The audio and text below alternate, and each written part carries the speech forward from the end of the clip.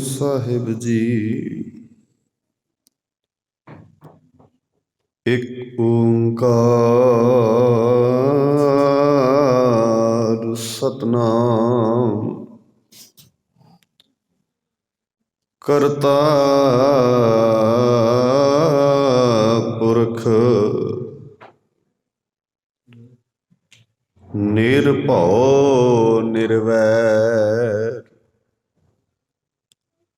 ਅਕਾਲ ਮੂਰਤ ਅਜੂਨੀ ਸੈਭੰ ਗੁਰ ਪ੍ਰਸਾਦਿ।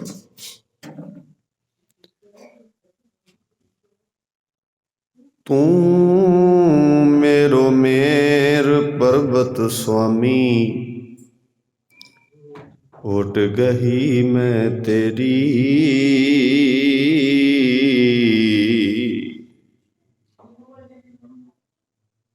ਤੂੰ ਮੇਰੋ ਮੇਰ ਪਰਬਤ ਸੁਆਮੀ ਓਟ ਗਹੀ ਮੈਂ ਤੇਰੀ। ਨਾ ਤੁਮ ਡੋਲੋ ਨਾ ਹਮ ਗਿਰਤੇ ਰੱਖ ਲੀਨੀ ਹਰ ਮੇਰੀ।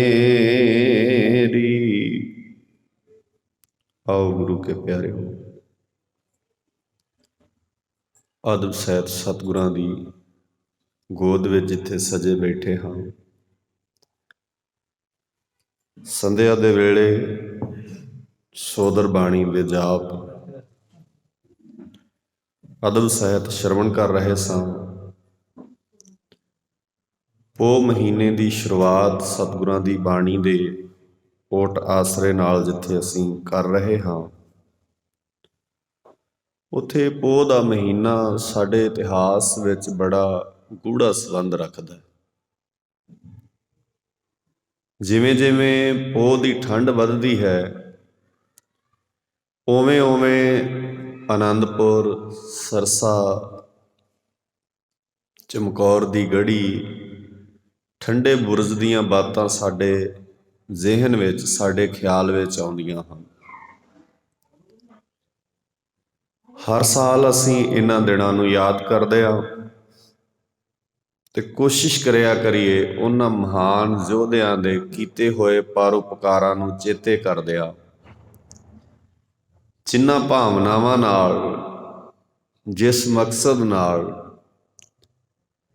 ਜੋ ਇਰਾਦੇ ਨਾਲ ਉਹਨਾਂ ਮਹਾਨ ਗੁਰੂ ਕੇ ਲਾਲਾਂ ਨੇ ਸ਼ਹਾਦਤ ਦੇ ਜਾਮ ਪੀਤੇ ਹਨ,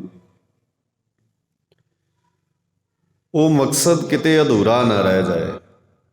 ਇਹ ਬਹੁਤ ਜ਼ਰੂਰੀ ਹੁੰਦਾ ਹੈ ਕਿ ਜਿਹੜੇ ਕਾਰਜ ਮਾਂ ਬਾਪ ਆਰੰਭਣ, ਔਲਾਦ ਉਹਨਾਂ ਨੂੰ ਸਿਰੇ ਚੜ੍ਹਾਵੇ। ਇਹ ਬਹੁਤ ਜ਼ਰੂਰੀ ਹੁੰਦਾ ਹੈ। ਤੇ ਜਿਹੜੇ ਕਾਰਜ ਮਾਂ ਬਾਪ ਆਰੰਭਣ, ਜਦੋਂ ਔਲਾਦ ਉਹਨਾਂ ਕਾਰਜਾਂ ਨੂੰ ਸਿਰੇ ਚੜ੍ਹਾਉਂਦੀ ਹੈ, ਤੇ ਜਿੰਨਾ ਫਕਰ ਉਸ ਵੇਲੇ ਮਾਂ ਬਾਪ ਨੂੰ ਹੁੰਦਾ ਹੈ, ਜਿਹੜਾ ਉਹ ਮਾਣ ਕਰਦੇ ਨੇ, ਉਹ ਸ਼ਬਦਾਂ ਵਿੱਚ ਬਿਆਨ ਨਹੀਂ ਕੀਤਾ ਜਾ ਸਕਦਾ। ਉਹਨੂੰ ਕਿਸੇ ਕਾਗਜ਼ ਕਲਮ ਨਾਲ ਦੁਨੀਆ ਦੇ ਸਾਹਮਣੇ ਰੱਖਿਆ ਹੀ ਨਹੀਂ ਜਾ ਸਕਦਾ। ਇਸ ਕਰਕੇ ਸਾਡੇ ਬਾਬੇ ਨਾਨਕ ਜੀ ਨੇ ਇੱਕ ਕਾਰਜ ਆਰੰਭਿਆ, ਔਰ ਉਸ ਕਾਰਜ ਨੂੰ ਆਰੰਭ ਕਰਦਿਆਂ ਕਰਦਿਆਂ ਬਹੁਤ ਉਤਰਾਅ ਚੜ੍ਹਾਅ ਆਏ, ਔਰ ਉਹਨਾਂ ਉਤਰਾਵਾਂ ਚੜ੍ਹਾਵਾਂ ਵਿੱਚ ਦੀ ਸਫ਼ਰ ਕਰਦਿਆਂ ਇਹ ਪੋਹ ਦਾ ਮਹੀਨਾ ਵੀ ਚੜ੍ਹਿਆ। ਔਰ ਇਸ ਪੋਹ ਦੇ ਮਹੀਨੇ ਨੇ ਸੱਚੀ ਮੁੱਚੀ ਇੱਕ ਅਣਹੋਣੀ ਜੀ, ਇੱਕ ਬੜੀ ਹੈਰਾਨੀਜਨਕ ਜੀ ਬਾਤ ਇਤਿਹਾਸ ਦੇ ਪੰਨਿਆਂ ਤੇ ਉਕਰ ਦਿੱਤੀ, ਜਿਸ ਨੂੰ ਅਸੀਂ ਨਿੱਕੀਆਂ ਜਿੰਦਾਂ ਤੇ ਵੱਡੇ ਸਾਕੇ ਦੇ ਨਾਮ ਨਾਲ ਜਾਣਦੇ ਹਾਂ। ਸੋ ਕੋਸ਼ਿਸ਼ ਕਰੀਏ ਅਸੀਂ ਉਸ ਇਤਿਹਾਸ ਦੇ ਬਾਣੀ ਦੇ ਬੋਲਾਂ ਨੂੰ ਸਮਝੀਏ। ਗੁਰੂ ਗ੍ਰੰਥ ਸਾਹਿਬ ਜੀ ਦੀ ਬਾਣੀ ਨੂੰ ਜਦੋਂ ਵੀ ਕਿਤੇ ਸੁਣੋ, ਪੜ੍ਹੋ, ਕਿਸੇ ਵੀ ਰੂਪ ਵਿੱਚ ਬਾਣੀ ਨਾਲ ਜਦੋਂ ਰਿਸ਼ਤਾ ਜੁੜੇ ਤਾਂ ਧਿਆਨ ਨਾਲ ਥੋੜ੍ਹਾ ਜਿਹਾ ਕੇਂਦਰਿਤ ਹੋ ਕੇ ਸੁਣਨ ਦੀ ਕੋਸ਼ਿਸ਼ ਕਰਿਆ ਕਰੋ ਵੀ ਮਹਾਰਾਜ ਸਾਡੇ ਨਾਲ ਗੱਲ ਕੀ ਕਰਨਾ ਚਾਹੁੰਦੇ ਨੇ। ਗੁਰੂ ਸਾਹਿਬ ਗੱਲਾਂ ਕਰਦੇ ਨੇ ਸਾਡੇ ਨਾਲ।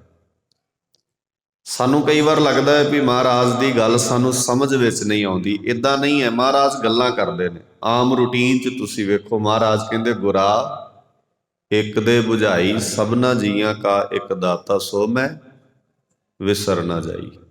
ਗੱਲ ਹੀ ਤੇ ਹੈ ਸਾਡੇ ਨਾਲ ਕਰਦੇ। ਕਹਿੰਦੇ ਮੇਰੇ ਬੱਚਿਆ ਇੱਕ ਨਾਲ ਸੁਰਤ ਜੋੜ ਲੈ ਤੇ ਉਹਨੂੰ ਕਦੀ ਨਾ ਭੁਲਾਈ।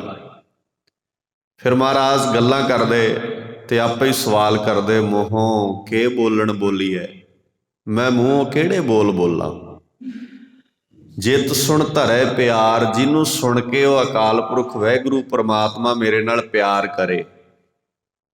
ਹੁਣ ਉਹ ਕੋਈ ਬੋਲ ਤੇ ਹੋਣਗੇ ਨਾ ਜਿਨ੍ਹਾਂ ਨੂੰ ਸੁਣ ਕੇ ਅਕਾਲ ਪੁਰਖ ਵਾਹਿਗੁਰੂ ਸਾਡੇ ਨਾਲ ਪਿਆਰ ਕਰਨ ਲੱਗ ਜਾਏ। ਤੇ ਮਹਾਰਾਜ ਸੱਚੇ ਪਾਤਸ਼ਾਹ ਜੀ ਨੇ ਇਹ ਨਹੀਂ ਵੀ ਸਿਰਫ ਗੱਲ ਕੀਤੀ, ਫਿਰ ਕਿਹਾ ਭਾਖਿਆ ਭਾਉ ਅਪਾਰ। ਜਦੋਂ ਬੋਲੀ ਪਿਆਰ ਵਾਲੀ ਹੋਵੇ, ਸਾਂਝ ਵਾਲੀ ਹੋਵੇ, ਸ਼ਬਦਾਂ 'ਚ ਮਿਠਾਸ ਆ ਜਾਏ, ਸ਼ਬਦਾਂ 'ਚ ਕੁੜੱਤਣ ਖਤਮ ਹੋ ਜਾਏ, ਤੇ ਸਮਝ ਲਓ ਤੁਹਾਡਾ ਰਿਸ਼ਤਾ ਜੁੜ ਗਿਆ। ਕਿਸੇ ਵੀ ਰਿਸ਼ਤੇ ਦਾ ਬਣਨਾ ਤੇ ਵਿਗੜਨਾ ਬੋਲਾਂ ਦਾ ਮੁਤਾਜ ਹੁੰਦਾ। ਕੋਈ ਰਿਸ਼ਤਾ ਜਦੋਂ ਬਣਦਾ ਹੈ ਉਹ ਵੀ ਸ਼ਬਦਾਂ ਨਾਲ ਬਣਦਾ, ਤੇ ਜਦੋਂ ਕੋਈ ਰਿਸ਼ਤਾ ਟੁੱਟਦਾ ਹੈ ਉਹ ਵੀ ਸ਼ਬਦਾਂ ਨਾਲ ਟੁੱਟਦਾ। ਮੈਂ ਤਾਂ ਕਈ ਵਾਰ ਹੈਰਾਨ ਹੁੰਦਾ, ਮੇਰਾ ਬਾਬਾ ਕਿੰਨੀ ਕੁ ਦੂਰ ਅੰਦੇਸ਼ੀ ਰੱਖਦਾ ਹੋਣਾ ਜਦੋਂ ਸਿੱਧਾ ਨੇ ਸਵਾਲ ਕੀਤਾ ਸੀ ਬਾਬਾ ਤੇਰਾ ਗੁਰੂ ਕੌਣ ਹੈ, ਤੇ ਬਾਬੇ ਨੇ ਕਿਹਾ ਸੀ ਸ਼ਬਦ ਗੁਰੂ ਹੈ ਮੇਰਾ। ਸ਼ਬਦ ਗੁਰੂ ਸੁਰਤ ਧੁਨ ਚੇਲਾ। ਕੋਈ ਗੁਰੂ ਗ੍ਰੰਥ ਸਾਹਿਬ ਨੂੰ ਮੱਥਾ ਟੇਕੇ ਨਾ ਟੇਕੇ, ਪਰ ਪੂਰਾ ਸੰਸਾਰ ਸ਼ਬਦ ਦੇ ਅਧੀਨ ਹੈ। ਧਿਆਨ ਨਾਲ ਸਮਝਿਓ, ਕੋਈ ਮੱਥਾ ਟੇਕਦਾ ਹੈ ਭਾਵੇਂ ਨਹੀਂ ਟੇਕਦਾ, ਪਰ ਪੂਰਾ ਸੰਸਾਰ ਸ਼ਬਦ ਦੇ ਅਧੀਨ ਹੈ। ਮਾਂ ਤੇ ਪੁੱਤ ਦਾ ਰਿਸ਼ਤਾ ਸ਼ਬਦ ਤੋਂ ਆਰੰਭ ਹੁੰਦਾ ਹੈ। ਪਹਿਲਾ ਸ਼ਬਦ ਜਦੋਂ ਬੱਚਾ ਬੋਲਦਾ ਹੈ ਨਾ ਮਾਂ ਪ੍ਰਤੀ, ਤੇ ਉਹ ਜਿਹੜੇ ਵਾਕ ਭਾਵੇਂ ਉਹ ਤੋਤਲੀ ਜ਼ੁਬਾਨ ਦੇ ਹੁੰਦੇ ਨੇ, ਪਰ ਮਾਂ ਨੂੰ ਜਦੋਂ ਫੀਲ ਹੁੰਦਾ ਹੈ ਨਾ, ਜਿਹੜਾ ਅਹਿਸਾਸ ਹੁੰਦਾ ਹੈ, ਉਹ ਬੜਾ ਪਿਆਰਾ ਹੁੰਦਾ। ਇਸ ਕਰਕੇ ਸ਼ਬਦਾਂ ਤੇ ਅਸੀਂ ਸਾਰੇ ਹੀ ਧਿਆਨ ਦੇ ਕੇ ਸਮਝਣ ਦਾ ਯਤਨ ਕਰੀਏ। ਮਹਾਰਾਜ ਸੱਚੇ ਪਾਤਸ਼ਾਹ ਜੀ ਕਹਿੰਦੇ ਫਿਰ ਇੱਕੋ ਹੀ ਗੱਲ ਚੇਤੇ ਵਿੱਚ ਰਹੇਗੀ, ਤੂੰ ਮੇਰਾ ਆਸਰਾ ਹੈ ਤੇ ਮੈਂ ਤੇਰੇ ਅਕੋਰਡਿੰਗ ਹੀ ਚੱਲਦਾ। ਸੁਣਿਆ ਕਰੀਏ, ਸਮਝਿਆ ਕਰੀਏ, ਗੌਰ ਕਰਿਆ ਕਰੀਏ ਮਹਾਰਾਜ ਸੱਚੇ ਪਾਤਸ਼ਾਹ ਜੀ ਕੀ ਕਹਿੰਦੇ ਹਨ, ਕੀ ਗੱਲਾਂ ਸਾਡੇ ਨਾਲ ਕਰਦੇ ਹਨ। ਤੂੰ ਮੇਰੋ ਮੇਰ ਪਰਬਤ ਸੁਆਮੀ, ਉੱਡ ਗਈ ਮੈਂ ਤੇਰੀ, ਨਾ ਤੁਮ ਡੋਲੋ ਨਾ ਹਮ ਗਿਰਤੇ, ਰੱਖ ਲੀਨੀ ਹਰ ਮੇਰੀ। ਧਰ ਜੀ ਅਰੇ ਇੱਕ ਟੇਕ ਤੂੰ, ਲਾਹ ਬਿਡਾਨੀ ਆਸ, ਨਾਨਕ ਨਾਮ ਧਿਆਈ ਐ, ਕਾਰਜ ਆਵੈ ਰਾਸ। ਕਬੀਰ ਮੋਹ ਮਰਨੇ ਕਾ ਚਾਓ ਹੈ, ਮਰੋ ਤਾਂ ਹਰ ਕੈ ਦਵਾਰ, ਮਤ ਹਰ ਪੁੱਛੈ ਕੌਣ ਹੈ, ਪਰਾ ਹਮਾਰੇ ਬਾਰ। ਕਬੀਰ ਮਰਤਾ ਮਰਤਾ ਜਗ ਮੁਆ,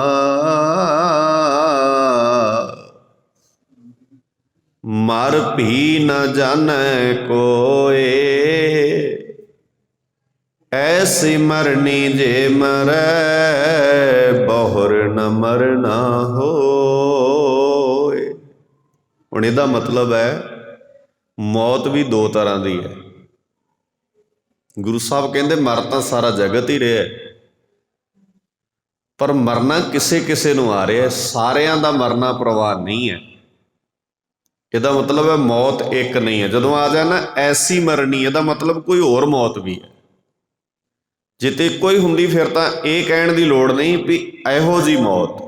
ਜੇ ਮਹਾਰਾਜ ਕਹਿੰਦੇ ਐਸੀ, ਇਹਦਾ ਮਤਲਬ ਹੈ ਦੋ ਤਰ੍ਹਾਂ ਦੀ ਮੌਤ ਹੈ ਬਾਣੀ ਦੇ ਅੰਦਰ। ਇੱਕ ਮੌਤ ਹੈ ਜਿਹਨੂੰ ਬਾਣੀ ਨੇ ਕਿਹਾ ਇਸ ਮੌਤ ਤੋਂ ਬਚ, ਇੱਕ ਮੌਤ ਬਾਰੇ ਬਾਣੀ ਨੇ ਕਿਹਾ ਇਹ ਮੌਤ ਮਰ। ਹੁਣ ਜਿਨ੍ਹਾਂ ਨੂੰ ਅਸੀਂ ਯਾਦ ਕਰ ਰਹੇ ਹਾਂ ਨਾ, ਉਹ ਅਸਲ 'ਚ ਐਸੀ ਮਰਨੀ ਮਰ ਕੇ ਗਏ। ਇਸੇ ਕਰਕੇ ਉਹ ਇਤਿਹਾਸ ਦੇ ਪੰਨੇ ਬਣ ਗਏ, ਉਹ ਇਤਿਹਾਸ ਦੇ ਹਰਫ ਬਣ ਗਏ, ਇਤਿਹਾਸ ਦੇ ਅੱਖਰ ਬਣ ਗਏ। ਤੋ ਆਓ ਆਪਾਂ ਵੀ ਉਸ ਮਰਨ ਦੀ ਜਾਚ ਗੁਰੂ ਦੀ ਗੋਦ ਵਿੱਚ ਬਹਿ ਕੇ ਸਿੱਖਦੇ ਹਾਂ। ਐਸੀ ਮਰਨੀ ਜੇ ਮਰੈ, ਸਾਰੇ ਕਰਿਓ ਕਿਰਪਾ ਇੱਕ ਵਾਰ। ਐਸੀ ਮਰਨੀ ਜੇ ਮਰੈ ਬਹੁਰ ਨਾ, ਗੱਜ ਕੇ ਸਾਰੇ। ਐਸੀ ਮਰਨੀ ਜੇ ਮਰੈ, ਐਸੀ ਮਰਨੀ ਜੇ ਮਰੈ ਬਹੁਰ ਨ ਮਰਨਾ ਹੋਇ। ਦੀਨ ਦੁਨੀ ਦੇ ਮਾਲਕ, ਖਲਤ ਪਲਤ ਸਵਾਰ ਦੇਣਹਾਰ ਸੱਚੇ ਪਾਤਸ਼ਾਹ ਸਾਹਿਬ ਸ੍ਰੀ ਗੁਰੂ ਗ੍ਰੰਥ ਸਾਹਿਬ ਪਾਤਸ਼ਾਹ ਜੀ ਦੇ ਮੁਕੱਦਸ ਚਰਨਾਂ ਅੰਦਰ ਸੁਭਾਇਮਾਨ ਗੁਰੂ ਪਿਆਰ ਵਾਲਿਓ, ਆਪ ਜੀ ਦੇ ਸ਼ਹਿਰ ਵਿੱਚ ਸੁਖਮਣੀ ਸਾਹਿਬ ਸੇਵਾ ਸੁਸਾਇਟੀ ਵੱਲੋਂ ਸਾਹਿਬਜ਼ਾਦਿਆਂ ਦੀ ਸ਼ਹਾਦਤ ਨੂੰ ਮੁੱਖ ਰੱਖਦਿਆਂ ਸ਼ਫਰੇ ਸ਼ਹਾਦਤ ਸਮਾਗਮ ਪਿਛਲੇ 3 ਦਿਨਾਂ ਤੋਂ ਆਰੰਭ ਹੋਏ ਹਨ। ਉਸ ਸੰਬੰਧ ਵਿੱਚ ਜਿੱਥੇ ਸ਼ਹਿਰ ਵਿੱਚ ਦੀਵਾਨ ਚੱਲ ਰਹੇ ਹਨ, ਉੱਥੇ ਆਪ ਜੀ ਦੇ ਗੁਰੂ ਘਰ ਵਿੱਚ ਵੀ ਇੱਕ ਦੀਵਾਨ ਅਸੀਂ ਸਾਰਿਆਂ ਨੇ ਰਲ ਮਿਲ ਕੇ, ਆਪ ਪ੍ਰਬੰਧਕਾਂ ਨੇ ਕੋਸ਼ਿਸ਼ ਕੀਤੀ, ਆਪਾਂ ਰਲ ਕੇ ਗੁਰੂ ਦੀਆਂ ਬਾਤਾਂ ਪਾ ਰਹੇ ਹਾਂ, ਜੋ ਕਿ ਮਹੀਨਾਵਾਰੀ ਗੁਰਮਤਿ ਦੀਵਾਨ ਤੁਸੀਂ ਸਜਾਉਂਦੇ ਹੋ। ਆਓ ਚੰਦ ਘੜੀਆਂ ਸਾਹਿਬਾਂ ਦੀ ਵਿਚਾਰ ਨਾਲ, ਬਾਣੀ ਨਾਲ ਜੁੜੀਏ। ਵਿਚਾਰ ਆਰੰਭਣ ਤੋਂ ਪਹਿਲਾਂ ਇੱਕ ਵਾਰ ਗੁਰੂ ਚਰਨਾਂ 'ਚ ਸਾਰੇ ਹੀ ਹਾਜ਼ਰ ਹੋਈਏ। ਗੱਜ ਕੇ ਆਖੋ ਵਾਹਿਗੁਰੂ ਜੀ ਕਾ ਖਾਲਸਾ, ਵਾਹਿਗੁਰੂ ਜੀ ਕੀ ਫਤਿਹ। ਮੈਂ ਬੇਨਤੀ ਕਰ ਰਿਹਾ ਸਾਂ ਵੀ ਮਰਨਾ 2 ਤਰ੍ਹਾਂ ਦਾ ਹੈ। ਇੱਕ ਮੌਤ ਹੈ ਜਿਹਦੇ ਤੋਂ ਬਾਣੀ ਨੇ ਵਰਜਿਆ, ਇੱਕ ਮੌਤ ਹੈ ਜਿਹੜੇ ਮਰਨ ਦੀ ਗੱਲ ਗੁਰੂ ਸਾਹਿਬ ਜੀ ਨੇ ਬਾਣੀ 'ਚ ਕੀਤੀ ਹੈ। ਜਿਹੜੇ ਮਰਨ ਤੋਂ ਵਰਜਿਆ ਉਹਦੇ ਬਾਰੇ ਬਾਬੇ ਦੀ ਬਾਣੀ ਨੇ ਕਿਹਾ ਵੀ ਜੇ ਇਸ ਮੌਤ ਮਰੇਗਾ ਤੇ ਤੇਰਾ ਸੰਸਾਰ ਵਿੱਚ ਕੋਈ ਨਾਮ ਨਹੀਂ ਰਹਿਣਾ, ਸਗੋਂ ਤੂੰ ਦੁਨੀਆ 'ਚ ਬਦਨਾਮ ਹੋਏਗਾ। ਇੱਕ ਮੌਤ ਬਾਰੇ ਕਿਹਾ ਜੇ ਤੂੰ ਐਸੀ ਮੌਤ ਮਰੇਗਾ ਤੇ ਤੂੰ ਸੰਸਾਰ ਵਿੱਚ ਮਾਣ ਖੱਟੇਗਾ। ਹੁਣ ਇਹ 2 ਚੀਜ਼ਾਂ ਧਿਆਨ ਨਾਲ ਸਮਝ ਲਓਗੇ ਜਦੋਂ, ਫਿਰ ਮਨੁੱਖ ਜ਼ਿੰਦਗੀ ਦੇ ਅੰਦਰ ਕਦੇ ਵੀ ਉਹ ਮੌਤ ਨਹੀਂ ਮਰੇਗਾ ਜਿਹੜੇ ਮਰਨ ਤੋਂ ਬਾਅਦ ਸਮਾਜ ਵਿੱਚ ਇਹਨੂੰ 4 ਬੰਦੇ ਓਏ ਓਏ ਕਹਿ ਸਕਣ, ਰੇ ਰੇ ਕਹਿ ਸਕਣ, ਇਹਦੇ ਬਾਰੇ ਕੋਈ ਗੱਲਾਂ ਕਰ ਸਕੇ। ਫਿਰ ਉਸੇ ਮੌਤ ਹੀ ਮਰੇਗਾ ਜਿਹਦੇ ਨਾਲ ਇਹਨੂੰ ਮਾਣ ਮਿਲੇ। ਹੁਣ ਸ਼ਬਦ ਵੇਖਿਓ ਗੁਰਦੇਵ ਪਾਤਸ਼ਾਹ ਜੀ ਨੇ ਬਾਣੀ 'ਚ ਵਰਤੇ। ਸਗੋਂ ਜੇ ਤੁਸੀਂ ਇਹਦੇ ਤੋਂ ਵੀ ਥੋੜ੍ਹਾ ਧਿਆਨ ਨਾਲ ਬਾਣੀ ਨੂੰ ਪੜ੍ਹੋਗੇ ਤੇ ਬਾਣੀ 'ਚ ਮੌਤ ਦਾ ਜ਼ਿਕਰ ਜਦੋਂ ਆਇਆ ਤਾਂ 3 ਤਰ੍ਹਾਂ ਦੀ ਮੌਤ ਦਾ ਜ਼ਿਕਰ ਆਇਆ, 3 ਤਰ੍ਹਾਂ ਦੇ ਮਰਨ ਦਾ ਜ਼ਿਕਰ ਬਾਣੀ ਨੇ ਕੀਤਾ। ਔਰ ਉਹ 3 ਤਰ੍ਹਾਂ ਦੀ ਮੌਤ ਕੀ ਹੈ? ਪਹਿਲੀ ਮੌਤ ਹੈ ਸਰੀਰ ਦਾ ਮਰ ਜਾਣਾ, ਜਿਹਦੇ ਬਾਰੇ ਬਾਣੀ 'ਚ ਲਿਖਿਆ ਜੋ ਉਪਜਿਓ ਸੋ ਬਿਨਸ ਹੈ ਪਰੋ ਆਜ ਕੇ ਕਾਲ। ਅੱਜ ਜਾਂ ਕੱਲ ਜਿਹੜਾ ਪੈਦਾ ਹੋਇਆ ਉਹਨੇ ਮੁੱਕਣਾ। ਤੇ ਨਾਲ ਮਹਾਰਾਜ ਸੱਚੇ ਪਾਤਸ਼ਾਹ ਜੀ ਨੇ ਇਹ ਵੀ ਵਾਕ ਵਰਤੇ। ਮਹਾਰਾਜ ਸੱਚੇ ਪਾਤਸ਼ਾਹ ਜੀ ਕਹਿੰਦੇ ਜੇ ਤੋਰੀ ਜਾਣਾ ਹੈ ਨਾ, ਜੇ ਮੁੱਕ ਹੀ ਜਾਣਾ ਹੈ ਤਾਂ ਇੱਕ ਮੇਰੀ ਗੱਲ ਬੱਚਿਆ ਧਿਆਨ ਨਾਲ ਸੁਣ ਲੈ, ਸਮਝ ਲੈ। ਇਹ ਮੈਂ ਤੈਨੂੰ ਦੱਸ ਦਿੰਦਾ ਵੀ ਜੋ ਉਪਜਿਆ ਉਹਨੇ ਬਿਨਸਣਾ ਹੈ। ਪਰ ਜੇ ਬਿਨਸਣ ਤੋਂ ਪਹਿਲਾਂ ਤੂੰ ਇੱਕ ਗੱਲ ਖਿਆਲ ਨਾਲ ਸਮਝ ਲਵੇਂ ਤੇ ਸ਼ਾਇਦ ਤੇਰੀ ਜ਼ਿੰਦਗੀ ਦਾ ਸਫ਼ਰ ਸੁਹਾਵਣਾ ਹੋ ਜਾਏ। ਮਹਾਰਾਜ ਵਾਕ ਵਰਤਦੇ, ਕਹਿੰਦੇ ਜੋ ਉਪਜਿਓ ਸੋ ਬਿਨਸ ਹੈ ਪਰੋ ਆਜ ਕੇ ਕਾਲ। ਨਾਨਕ, ਜਿਹੜੇ ਤੁਹਾਡੇ 'ਚੋਂ ਬਾਣੀ ਪੜ੍ਹਨ ਵਾਲੇ ਬੈਠੇ ਨੇ ਉਹਨਾਂ ਨੂੰ ਪਤਾ ਆ, ਨਾਨਕ ਸ਼ਬਦ ਬਾਣੀ ਦੇ ਵਿੱਚ 3 ਸਰੂਪਾਂ 'ਚ ਬਹੁਤ ਵਾਰ ਵਰਤੇ ਗਏ। ਕਿਤੇ ਨਾਨਕ ਦੇ ਕੱਕੇ ਨੂੰ ਸਿਹਾਰੀ ਹੈ, ਕਿਤੇ ਨਾਨਕ ਦੇ ਕੱਕੇ ਨੂੰ ਔਂਕੜ ਹੈ, ਕਿਤੇ ਨਾਨਕ ਮੁਕਤਾ ਹੈ। ਕੋਈ ਸਿਹਾਰੀ ਵੀ ਨਹੀਂ ਹੈ ਤੇ ਔਂਕੜ ਵੀ ਨਹੀਂ ਹੈ। ਹੁਣ ਸਮਾਂ ਨਹੀਂ ਮੈਂ ਬਹੁਤਾ ਉਸ ਬੰਨੇ ਜਾਵਾਂ। ਜਦੋਂ ਨਾਨਕ ਮੁਕਤਾ ਆਉਂਦਾ ਹੈ ਤਾਂ ਲਗਭਗ ਉਹ ਸ਼ਬਦ ਸੰਬੋਧਨ ਹੁੰਦਾ ਹੈ, ਹੇ ਨਾਨਕ ਉਹਦਾ ਅਰਥ ਹੁੰਦਾ ਹੈ। ਜਦੋਂ ਸਿਹਾਰੀ ਵੀ ਨਾ ਹੋਵੇ ਤੇ ਔਂਕੜ ਵੀ ਨਾ ਹੋਵੇ, ਜਦੋਂ ਸਿਹਾਰੀ ਨਾਲ ਆ ਜਾਏ ਤੇ ਫਿਰ ਉਹ ਵਿਆਕਰਣ ਦੇ ਹਿਸਾਬ ਨਾਲ ਉਹਦੇ ਅਰਥ ਬਣ ਜਾਂਦੇ ਨੇ ਨਾਨਕ ਨੇ, ਨਾਨਕ ਜੀ ਦੁਆਰਾ। ਇਦਾਂ ਹੀ ਜਦੋਂ ਨਾਨਕ ਦੇ ਔਂਕੜ ਆ ਜਾਏ ਉਦੋਂ ਪ੍ਰਕਰਣ ਦੇ ਹਿਸਾਬ ਨਾਲ ਅਰਥ ਬਦਲ ਜਾਂਦੇ ਨੇ, ਨਾਨਕ ਜੀ ਕਹਿੰਦੇ ਨੇ। ਔਰ ਕਿਤੇ ਕਿਤੇ ਸ਼ਬਦ ਇਸ ਤਰ੍ਹਾਂ ਨਾਲ ਬਾਣੀ 'ਚ ਆਉਂਦੇ ਨੇ, ਔਰ ਜਿਹੜੇ ਬਾਣੀ ਪੜ੍ਹਨ ਵਾਲੇ ਨੇ ਉਹ ਤੁਸੀਂ ਚੰਗੀ ਤਰ੍ਹਾਂ ਇਹਨਾਂ ਨੂੰ ਜਾਣਦੇ ਹੋ। ਇੱਥੇ ਸ਼ਬਦ ਵਰਤਿਆ ਮਹਾਰਾਜ ਕਹਿੰਦੇ ਨਾਨਕ, ਸੰਬੋਧਨ ਸ਼ਬਦ ਹੈ, ਕੋਈ ਮਾਤਰਾ ਨਹੀਂ ਹੈ। ਨਾਨਕ ਜੀ ਨੂੰ ਸੰਬੋਧਨ ਕਰਕੇ ਕਹਿੰਦੇ, ਨਾਨਕ ਹਰ ਗੁਣ ਗਾਏ ਲੈ, ਹੇ ਨਾਨਕ ਹਰੀ ਦੇ ਗੁਣ ਗਾ ਲੈ, ਛੱਡ ਸਗਲ ਜੰਜਾਲ, ਛੱਡ ਖਹਿੜਾ ਜੰਜਾਲਾਂ ਦਾ। ਹੁਣ ਇਹ ਗੱਲ ਬੜੀ ਸੌਖੀ ਜੀ ਹੈ ਵੀ ਛੱਡ ਸਗਲ ਜੰਜਾਲ, ਪਰ ਜੰਜਾਲ ਛੱਡਣੇ ਸੌਖੇ ਪਏ ਨੇ ਕਿਤੇ। ਜੇ ਜੰਜਾਲ ਛੁੱਟ ਜਾਣ ਤੇ ਜ਼ਿੰਦਗੀ ਸਵਰਗ ਬਣ ਜਾਂਦੀ ਹੈ। ਜੰਜਾਲ ਸੌਖਾ ਕੰਮ ਬਾਣੀ 'ਚ ਲਿਖਿਆ ਹੈ। ਇਹਦਾ ਮਤਲਬ ਇਹ ਵੀ ਨਹੀਂ ਵੀ ਜੰਜਾਲ ਛੁੱਟਦੇ ਨਹੀਂ, ਪਰ ਜੰਜਾਲ ਛੱਡਣ ਵਾਸਤੇ ਮਿਹਨਤ ਬੜੀ ਕਰਨੀ ਪੈਂਦੀ ਹੈ, ਬਹੁਤ ਸਟਰਗਲ ਕਰਨੀ ਪੈਂਦੀ, ਬੜਾ ਤੁਹਾਨੂੰ ਲੜਨਾ ਪੈਂਦਾ ਆਪਣੇ ਆਪ ਨਾਲ ਵੀ ਤੁਸੀਂ ਜੰਜਾਲ ਛੱਡ ਦਿਓ। ਔਰ ਜੰਜਾਲ ਏਡੇ ਵੱਡੇ ਪੱਧਰ ਤੇ ਸਾਡੇ ਦਿਲੋਂ ਦਿਮਾਗ 'ਚ ਛਾ ਗਏ ਨੇ। ਅਸੀਂ ਕੱਲੇ ਕੱਲੇ ਵੀਰ ਭੈਣਾਂ, ਬੱਚੇ, ਬਜ਼ੁਰਗ, ਨੌਜਵਾਨ, ਪੜ੍ਹਿਆ ਲਿਖਿਆ ਵਰਗ, ਅਨਪੜ੍ਹ ਵਰਗ, ਕਿਸੇ ਵੀ ਫੀਲਡ ਵਿੱਚ ਚਲੇ ਜਾਓ, ਜੰਜਾਲ ਇੰਨੀ ਬੁਰੀ ਤਰ੍ਹਾਂ ਨਾਲ ਸਾਡੇ ਦਿਮਾਗ ਦੇ ਵਿੱਚ ਬੈਠੇ ਨੇ ਨਾ, ਜ਼ੇਨ ਵਿੱਚ ਬੈਠੇ ਨੇ, ਅਸੀਂ ਨਿਕਲਣਾ ਨਹੀਂ ਚਾਹੁੰਦੇ। ਜੰਜਾਲ ਇੱਕ ਨਹੀਂ ਹੈ। ਜੰਜਾਲਾਂ ਦੀ ਵਿਆਖਿਆ ਕਰਾਂਗੇ ਤੇ ਬਹੁਤ ਲੰਬੇ ਚੌੜੇ ਜੰਜਾਲ ਨੇ। ਇਹ ਵੀ ਜੰਜਾਲ ਹੈ ਵੀ ਕੋਈ ਮੇਰੇ ਨਾਲੋਂ ਵੱਡਾ ਨਾ ਹੋਵੇ, ਇਹ ਜੰਜਾਲ ਹੀ ਹੈ ਨਾ ਹੁਣ ਵੀ ਮੇਰੇ ਨਾਲੋਂ ਵੱਡਾ ਕੋਈ ਨਹੀਂ ਹੋਣਾ ਚਾਹੀਦਾ। ਇਹ ਵੀ ਜੰਜਾਲ ਹੈ ਵੀ ਕੋਈ ਮੇਰੇ ਨਾਲੋਂ ਸੋਹਣਾ ਨਾ ਹੋਵੇ, ਦੁਨੀਆ 'ਚ ਸਭ ਤੋਂ ਸੋਹਣਾ ਮੈਂ ਹੀ ਦੱਸਾਂ ਬਸ। ਅੱਜ ਮਾਰਕੀਟ ਵਿੱਚ, ਬਾਜ਼ਾਰਾਂ ਦੇ ਵਿੱਚ ਕਰੋੜਾਂ ਰੁਪਈਆ ਸਿਰਫ ਇਹਦੇ ਤੇ ਹੀ ਖਰਚ ਹੋ ਰਿਹਾ ਵੀ ਮੈਂ ਸੋਹਣਾ ਬਣ ਜਾ। ਬੰਦਾ ਆਪਣੀ ਇਨਕਮ ਦੇ ਵਿੱਚੋਂ, ਆਪਣੀ ਕਮਾਈ ਦੇ ਵਿੱਚੋਂ 50% ਇਸ ਗੱਲ ਤੇ ਲਾ ਰਿਹਾ ਵੀ ਮੈਂ ਖੂਬਸੂਰਤ ਬਣ ਜਾ, ਮੈਂ ਸੋਹਣਾ ਹੋ ਜਾ, ਕਿਸੇ ਤਰ੍ਹਾਂ ਮੈਂ ਸੋਹਣਾ ਦਿਸਣ ਲੱਗ ਜਾ। ਮਹਾਰਾਜ ਸੱਚੇ ਪਾਤਸ਼ਾਹ ਜੀ ਕਹਿੰਦੇ ਹੁਣ ਇੱਕ ਜੰਜਾਲ ਹੈ, ਕਿਤੇ ਸੋਹਣਾ ਹੋ ਜਾਣਾ, ਕਿਤੇ ਥੋੜਾ ਜੰਜਾਲ ਹੈ। ਕਿੰਨੀ ਸਾਡੀ ਐਨਰਜੀ, ਕਿੰਨਾ ਪੈਸਾ, ਕਿੰਨੀ ਵੇਸਟੇਜ ਹੋ ਰਹੀ ਹੈ ਇਸ ਗੱਲ ਤੇ ਵੀ ਮੈਂ ਸੋਹਣਾ ਲੱਗਾ। ਕਿਤੇ ਮਰਦੇ ਦਮ ਤੱਕ, ਬੁਢੇਪਾ ਆਉਣ ਤੱਕ ਬੰਦਾ ਆਪਣੇ ਆਪ ਨੂੰ ਸੋਹਣਾ ਬਣਾਉਣ ਲਈ ਕੀ ਨਹੀਂ ਕਰਦਾ। ਬੜੀ ਝਮੇਲਾ ਹੈ। ਪਰ ਸੋਹਣਾ ਬੰਦਾ ਅਸਲ ਵਿੱਚ ਗੁਰੂ ਨਾਨਕ ਜੀ ਵੀ ਬਣਾਉਂਦੇ ਨੇ। ਸੋਹਣਾ ਤਾਂ ਗੁਰੂ ਨਾਨਕ ਜੀ ਦਾ ਘਰ ਵੀ ਬਣਾਉਂਦਾ ਹੈ। ਗੁਰੂ ਸਾਹਿਬ ਜੀ ਕਹਿੰਦੇ ਸ਼ਕਲ ਦੀ ਤੇ ਮੇਰੇ ਬੱਚਿਆ ਮੈਂ ਦਾਅਵਾ ਨਹੀਂ ਕਰਦਾ ਵੀ ਤੇਰੀ ਖੂਬਸੂਰਤ ਬਣਾ ਦਿਆਂਗਾ ਤੇ ਤੇਰੀ ਸ਼ਕਲ ਵਰਗਾ ਕੋਈ ਨਹੀਂ ਹੋਏਗਾ, ਇਹ ਤਾਂ ਨਹੀਂ ਮੈਂ ਕੋਈ ਗਰੰਟੀ ਚੁੱਕਦਾ।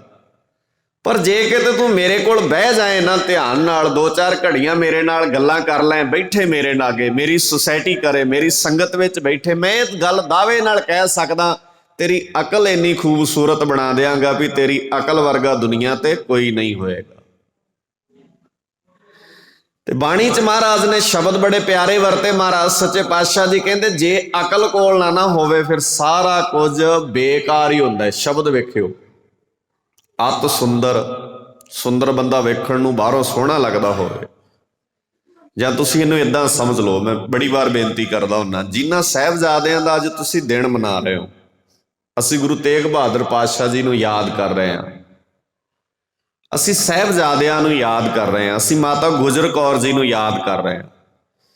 ਕਿ ਅਸੀਂ ਇਸ ਕਰਕੇ ਯਾਦ ਕਰ ਰਹੇ ਹਾਂ ਵੀ ਉਹ ਬਾਹਰੋਂ ਸੋਹਣੇ ਦਿਸਦੇ ਸਨ, ਬਾਹਰੋਂ ਕੋਈ ਸ਼ਕਲ ਕਰਕੇ ਬੜੇ ਖੂਬਸੂਰਤ ਸਨ? ਨਹੀਂ, ਬਿਲਕੁਲ ਨਹੀਂ। ਕੋਈ ਚਰਚਾ ਨਹੀਂ ਹੋਈ ਇਸ ਗੱਲ ਤੇ ਕਦੀ ਵੀ ਸ਼ਕਲੋਂ ਕਿੰਨੇ ਖੂਬਸੂਰਤ ਸਨ। ਉਹ ਹਾਂ ਕਮਾਲ ਦੀ ਖੂਬਸੂਰਤੀ ਹੋਏਗੀ, ਪਰ ਗੱਲ ਕਿਹੜੀ ਹੈ? ਉਹਨਾਂ ਦੇ ਕਿਰਦਾਰ ਦੀ ਚੱਲਦੀ ਹੈ, ਉਹਨਾਂ ਦੇ ਵਿਹਾਰ ਦੀ ਚੱਲਦੀ ਹੈ। ਉਹਨਾਂ ਦਾ ਵਿਹਾਰ ਕਿੱਡਾ ਕਮਾਲ ਦਾ, ਉਹਨਾਂ ਦਾ ਕਿਰਦਾਰ ਕਿੱਡਾ ਕਮਾਲ ਦਾ। ਹੁਣ ਤੁਸੀਂ ਜੇ ਅੱਜ ਦੇ ਯੁੱਗ ਵਿੱਚ ਇਹਨੂੰ ਸਮਝਣਾ ਹੋਵੇ ਤਾਂ ਇਹਨੂੰ ਇਦਾਂ ਸਮਝਿਆ ਜਾ ਸਕਦਾ ਵੀ ਜੇ ਤਾਂ ਤੁਸੀਂ ਬਾਹਰੋਂ ਸੁਹਾਪਣ ਦੀ ਗੱਲ ਕਰਦੇ ਹੋ ਤਾਂ ਦੁਨੀਆ ਦੇ ਅੰਦਰ ਬਹੁਤ ਦੁਕਾਨਾਂ ਖੁੱਲੀਆਂ ਨੇ ਜਿਹੜੀਆਂ ਕਹਿੰਦੀਆਂ ਨੇ ਸਾਡੇ ਕੋਲ ਆਓ, ਅਸੀਂ ਤੁਹਾਡੀ ਸ਼ਕਲ ਸਵਾਰ ਦਿਆਂਗੇ। ਬਹੁਤ ਕੁਝ ਹੋ ਰਿਹਾ ਹੈ, ਪਰ ਕੋਈ ਐਸਾ ਥਾਂ ਨਹੀਂ ਲੱਭਦਾ ਜਿਹੜਾ ਇਹ ਕਵੇ ਤੁਹਾਡੀ ਅਕਲ ਸਵਾਰ ਦਿਆਂਗੇ ਅਸੀਂ। ਭਲਾ ਅਕਲ ਸਵਾਰਨ ਨਾਲ ਹੋਣਾ, ਸ਼ਕਲਾਂ ਨਾਲ ਭਲਾ ਨਹੀਂ ਹੋਣ ਵਾਲਾ, ਭਲਾ ਅਕਲ ਨਾਲ ਹੋਣਾ। ਤੇ ਮਹਾਰਾਜ ਕਹਿੰਦੇ ਜੇ ਬਾਹਰੋਂ ਕੋਈ ਅੱਤ ਦਾ ਸੁੰਦਰ ਵੀ ਹੋ ਜਾਏ ਨਾ, ਅੱਤ ਦਾ ਖੂਬਸੂਰਤ ਵੀ ਹੋ ਜਾਏ। ਸ਼ੇਰੇ ਪੰਜਾਬ ਮਹਾਰਾਜਾ ਰਣਜੀਤ ਸਿੰਘ ਦੀ ਸ਼ਕਲ ਕੋਈ ਬਹੁਤੀ ਵਧੀਆ ਨਹੀਂ ਸੀ। ਜੇ ਅੱਜ ਤੱਕ ਤੁਸੀਂ ਇਤਿਹਾਸ ਵਿੱਚੋਂ ਸਭ ਤੋਂ ਸ਼ਕਲ ਕਰਕੇ ਬਦਸੂਰਤ ਬੰਦਾ ਵੇਖਣਾ ਹੋਵੇ ਤੇ ਸ਼ੇਰੇ ਪੰਜਾਬ ਮਹਾਰਾਜਾ ਰਣਜੀਤ ਸਿੰਘ ਦੀ ਸ਼ਕਲ ਸੀ। ਚਿਹਰੇ ਦਾ ਇੱਕ ਵੀ ਹਿੱਸਾ ਐਸਾ ਨਹੀਂ ਸੀ ਜਿਹਦੇ ਚਿਹਰੇ ਤੇ ਦਾਗ ਨਾ ਹੋਣ। ਮਹਾਰਾਜਾ ਰਣਜੀਤ ਸਾਰਾ ਚਿਹਰਾ ਦਾਗਾਂ ਨਾਲ ਭਰਿਆ ਸੀ, ਪੂਰੇ ਚਿਹਰੇ ਤੇ ਦਾਗ ਸਨ ਉਹਦੇ। ਔਰ ਅੱਖ ਇੱਕੋ ਹੀ ਸੀ ਸ਼ੇਰੇ ਪੰਜਾਬ ਮਹਾਰਾਜਾ ਰਣਜੀਤ ਸਿੰਘ ਦੀ, ਇੱਕੋ ਹੀ ਅੱਖ। ਪਰ ਪਹਿਲਾ ਰਾਜਾ ਸੀ ਜਿਸ ਰਾਜੇ ਨੂੰ ਸਿੱਖ ਕਈ ਵਾਰ ਪਿਆਰ ਨਾਲ ਕਾਣਾ ਕਹਿ ਕੇ ਵੀ ਆਵਾਜ਼ ਮਾਰ ਲੈਂਦੇ ਸਨ। ਹੁਣ ਤੁਸੀਂ ਇਹ ਨਿੱਕੀ ਗੱਲ ਥੋੜੀ, ਇਹਦਾ ਮਤਲਬ ਉਹ ਅਕਲ ਦਾ ਐਡਾ ਖੂਬਸੂਰਤ ਸੀ, ਜੇ ਉਹਨੂੰ ਕੋਈ ਕਾਣਾ ਵੀ ਕਹਿੰਦਾ ਸੀ ਤੇ ਉਹ ਇਹ ਨਹੀਂ ਸੀ ਉਹਨੂੰ ਸਜ਼ਾ ਦੇ ਦਿੰਦਾ ਸੀ, ਉਹਨੂੰ ਸਜ਼ਾਏ ਮੌਤ ਦੇ ਦਿੰਦਾ ਸੀ। ਜਿਹੜੇ ਅੰਦਰੋਂ ਖੂਬਸੂਰਤ ਹੁੰਦੇ ਨੇ ਉਹ ਸ਼ਬਦਾਂ ਦੀ ਪਰਵਾਹ ਨਹੀਂ ਕਰਦੇ ਹੁੰਦੇ। ਮਹਾਰਾਜਾ ਰਣਜੀਤ ਸਿੰਘ ਦੀ ਸ਼ਕਲ ਨਹੀਂ ਸੀ ਖੂਬਸੂਰਤ, ਮਹਾਰਾਜਾ ਰਣਜੀਤ ਸਿੰਘ ਦਾ ਚਿਹਰਾ ਨਹੀਂ ਸੀ ਖੂਬਸੂਰਤ, ਪਰ ਮਹਾਰਾਜਾ ਰਣਜੀਤ ਸਿੰਘ ਨੇ ਜਿਹੜਾ ਰਾਜ ਕਾਇਮ ਕੀਤਾ ਨਾ, ਉਹ ਬੜਾ ਖੂਬਸੂਰਤ ਸੀ। ਅੱਜ ਤੋਂ 100 ਸਾਲ ਪਹਿਲਾਂ ਐਸਾ ਰਾਜ ਸਥਾਪਿਤ ਕੀਤਾ ਭਾਰਤ ਦੀ ਧਰਤੀ ਤੇ, ਜਿੱਥੇ ਅੱਜ ਨਾ ਤੁਸੀਂ ਬੈਂਕ 'ਚ ਜਾਓ ਨਾ, ਬੈਂਕ 'ਚ ਤੇ ਜਿਹੜਾ ਪੈਨ ਹੁੰਦਾ ਨਾ, ਉੱਥੇ ਫਾਰਮ ਭਰਨ ਵਾਸਤੇ ਹੁੰਦਾ, ਕਈ ਵਾਰ ਤੁਸੀਂ ਵੇਖਿਆ ਹੋਣਾ, ਉਹਨੂੰ ਵੀ ਇੱਕ ਧਾਗਾ ਪਾ ਕੇ ਬੰਨਿਆ ਹੁੰਦਾ ਵੀ ਸਾਈਨ ਕਰਨ ਵਾਲਾ ਜੇਬ 'ਚ ਪਾ ਕੇ ਨਾ ਲੈ ਜਾਏ। ਬੰਨਿਆ ਹੁੰਦਾ ਨਾ, ਧਾਗਾ ਪਾਇਆ ਹੁੰਦਾ।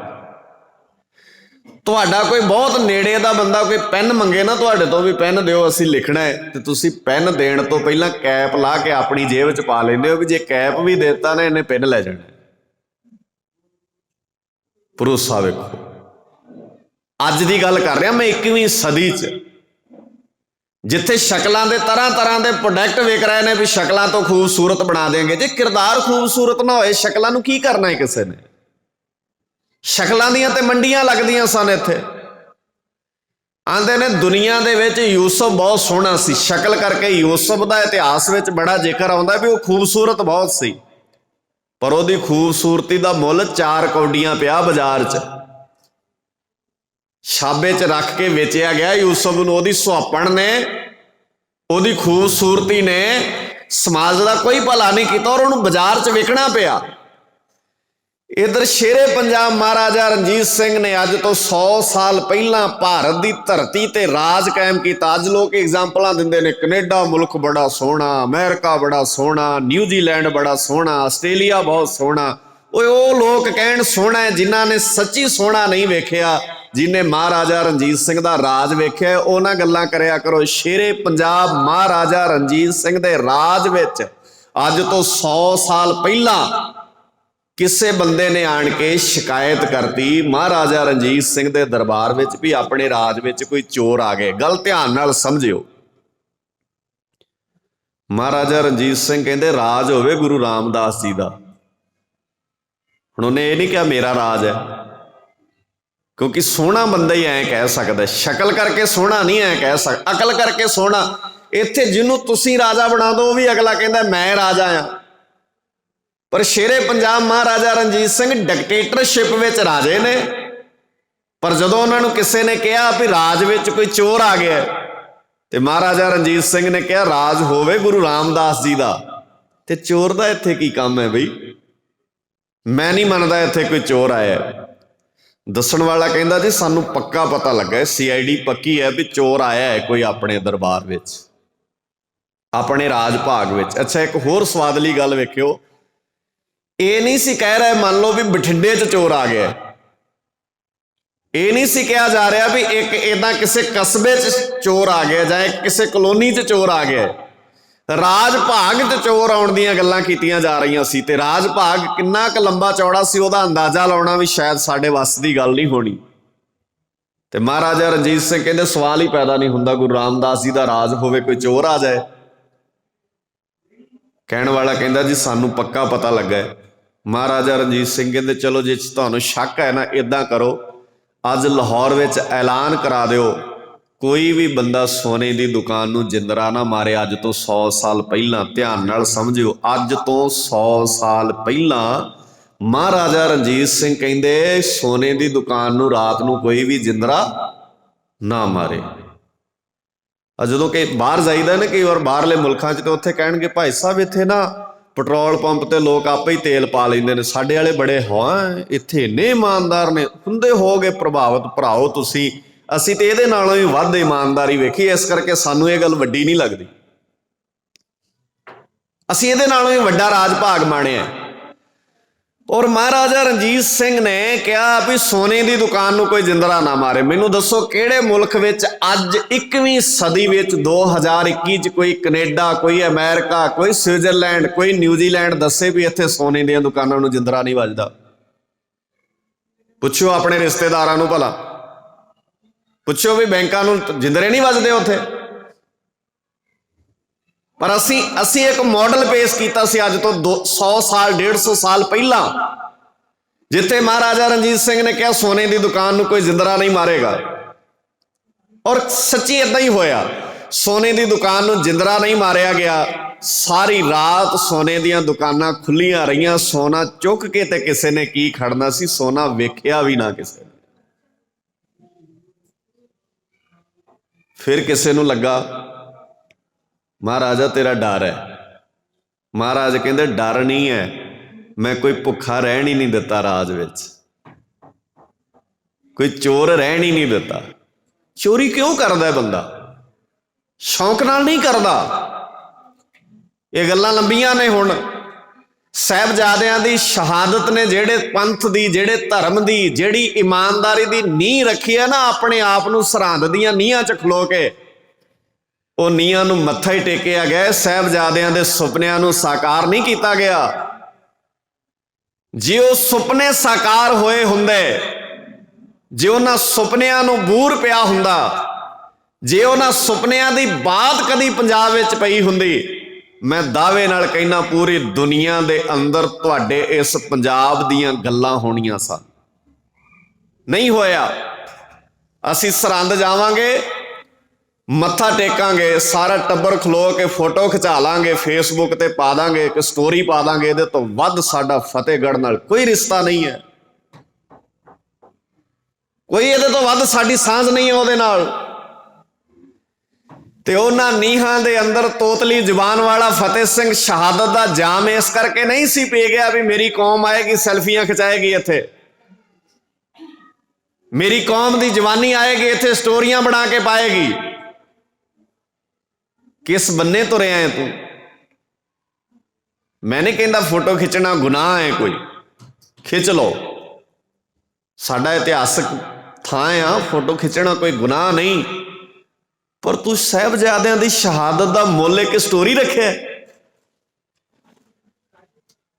ਤੂੰ 4 ਲਾਈਕ ਤੇ 4 ਕਮੈਂਟਾਂ ਬਦਲੇ ਜਾਂਦਾ ਉੱਥੇ। ਕਿੰਨਾ ਹਲਕਾ ਸੋਚਦਾ ਹੈ ਤੂੰ, ਕਿੰਨਾ ਹੇਠਲੇ ਪੱਧਰ ਤੇ ਆ ਕੇ ਸੋਚਦੇ ਆ। ਵੱਡੀ ਗੱਲ ਹੈ ਉਹ। ਮਹਾਰਾਜਾ ਰਣਜੀਤ ਸਿੰਘ ਨੂੰ ਕਹਿੰਦੇ ਡਰ ਹੈ ਤੁਹਾਡਾ। ਮਹਾਰਾਜਾ ਰਣਜੀਤ ਸਿੰਘ ਕਹਿੰਦੇ ਡਰ ਨਹੀਂ ਹੈ, ਮੈਂ ਰਾਜ ਭਾਗ ਕਾਇਮ ਹੀ ਏਦਾਂ ਕੀਤਾ ਹੈ। ਇਸ ਰਾਜ ਭਾਗ ਦੀ ਨੀਂਹ ਮੈਂ ਇੱਥੋਂ ਰੱਖੀ ਹੈ, ਨਾਨਕ ਰਾਜ ਚਲਾਇਆ ਸੱਚ ਕੋਟ ਸਤਾਣੀ ਨੀਂਵਦਾ।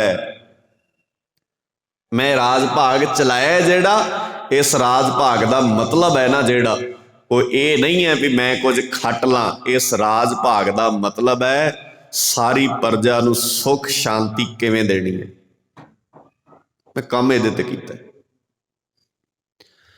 ਕਹਿਣ ਵਾਲੇ ਨੂੰ ਫਿਰ ਯਕੀਨ ਨਾ ਆਇਆ। ਉਹ ਕਹਿੰਦੇ ਸਾਨੂੰ ਸ਼ੱਕ ਹੈ। ਮਹਾਰਾਜਾ ਰਣਜੀਤ ਸਿੰਘ ਨੇ ਅਗਲੇ ਦਿਨ ਕੁੱਤੇ ਦੇ ਗਲ ਵਿੱਚ ਸੋਨੇ ਦਾ ਕੈਂਠਾ ਪਾਇਆ। ਸੁਣਿਆ ਤੁਸੀਂ ਬੜੀ ਵਾਰ, ਕੁੱਤੇ ਦੇ ਗਲ ਵਿੱਚ ਸੋਨੇ ਦਾ ਕੈਂਠਾ ਪਾਇਆ।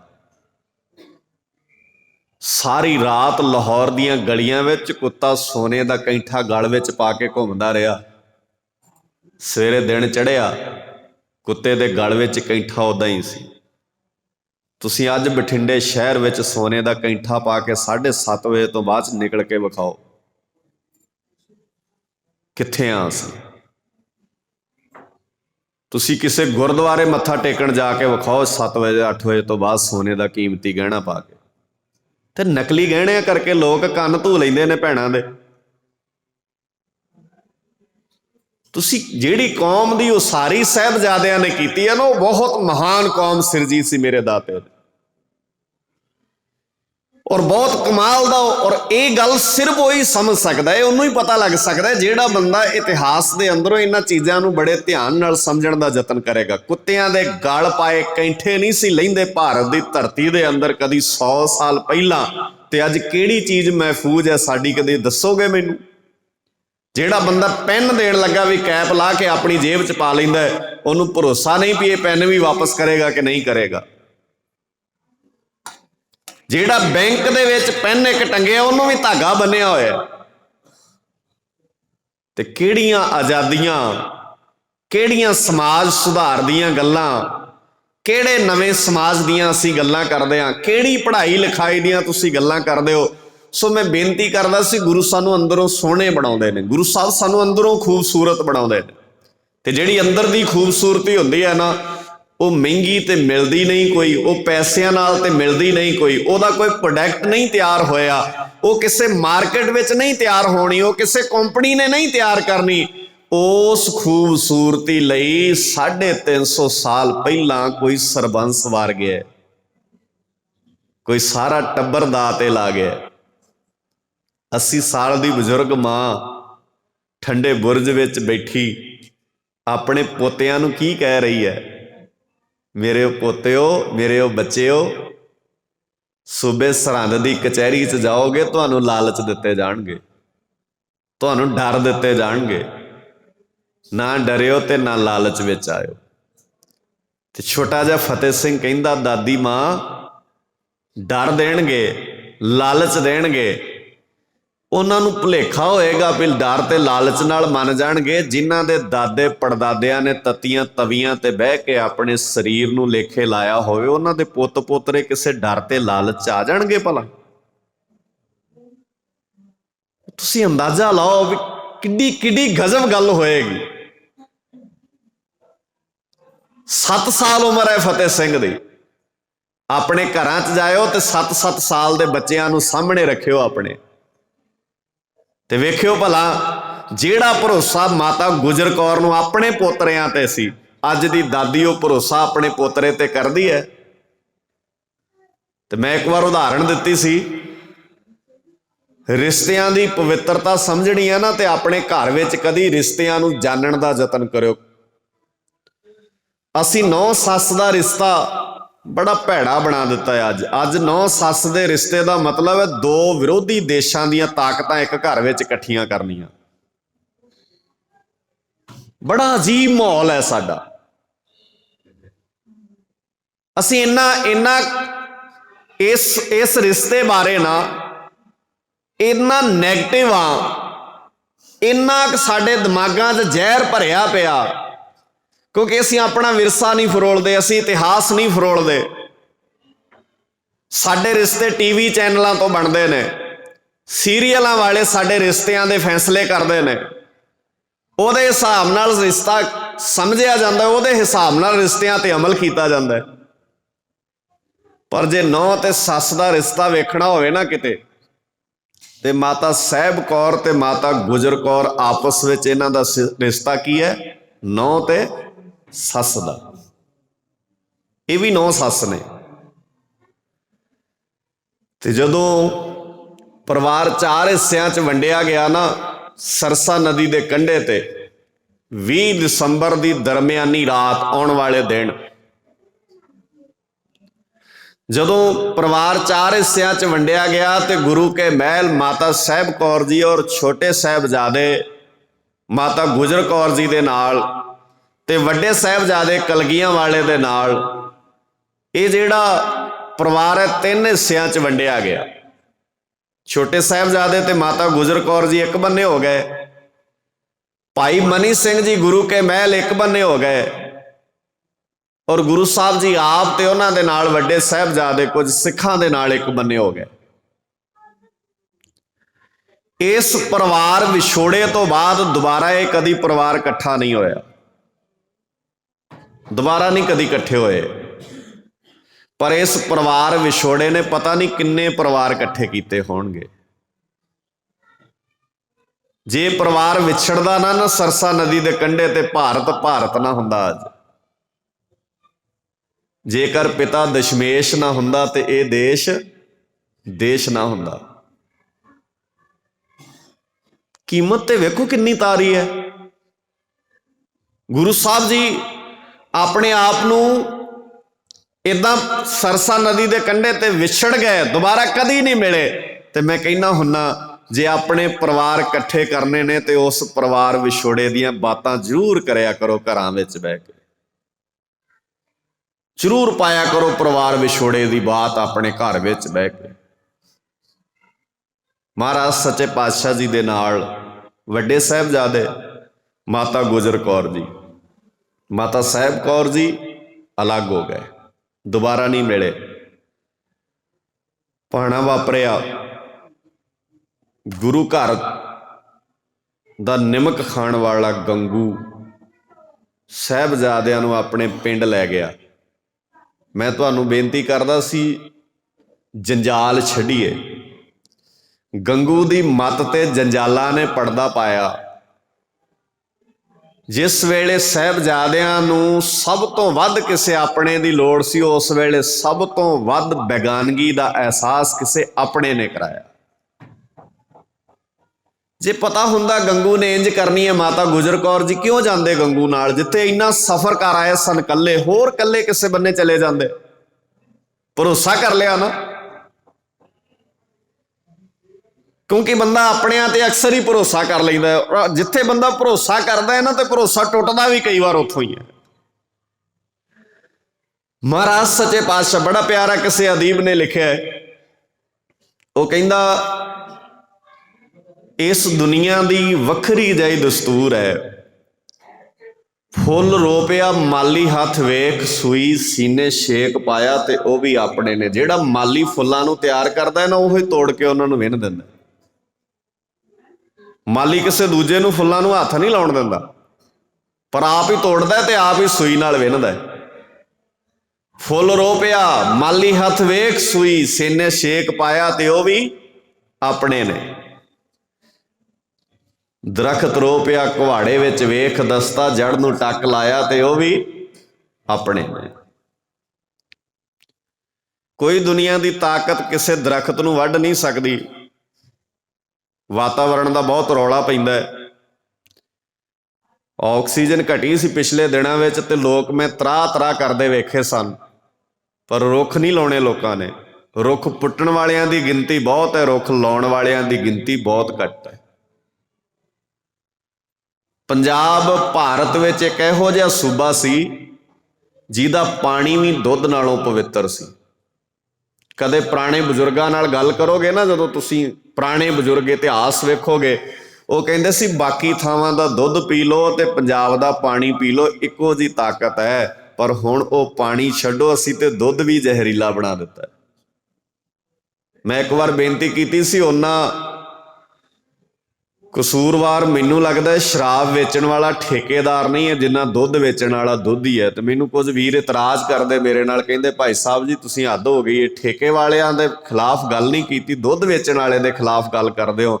तो मैं क्या शराब वेचण वाला ईमानदार है, उन्हें बोतल ते लिखिया है तेरी सेहत लिए ठीक नहीं है, पर दुध वेचण वाला कैमीकल घोल के दे जांदा है, कहंदा तुहाडे बच्चियां दा भविख सवरेगा, पर साडे बच्चियां दी जिंदगी तबाह करती उन्हां। की है साडे कोल पवित्र, की छड्डिया? साहिबजादे कुरला नहीं उठते होणगे साडे अल वेख के? अज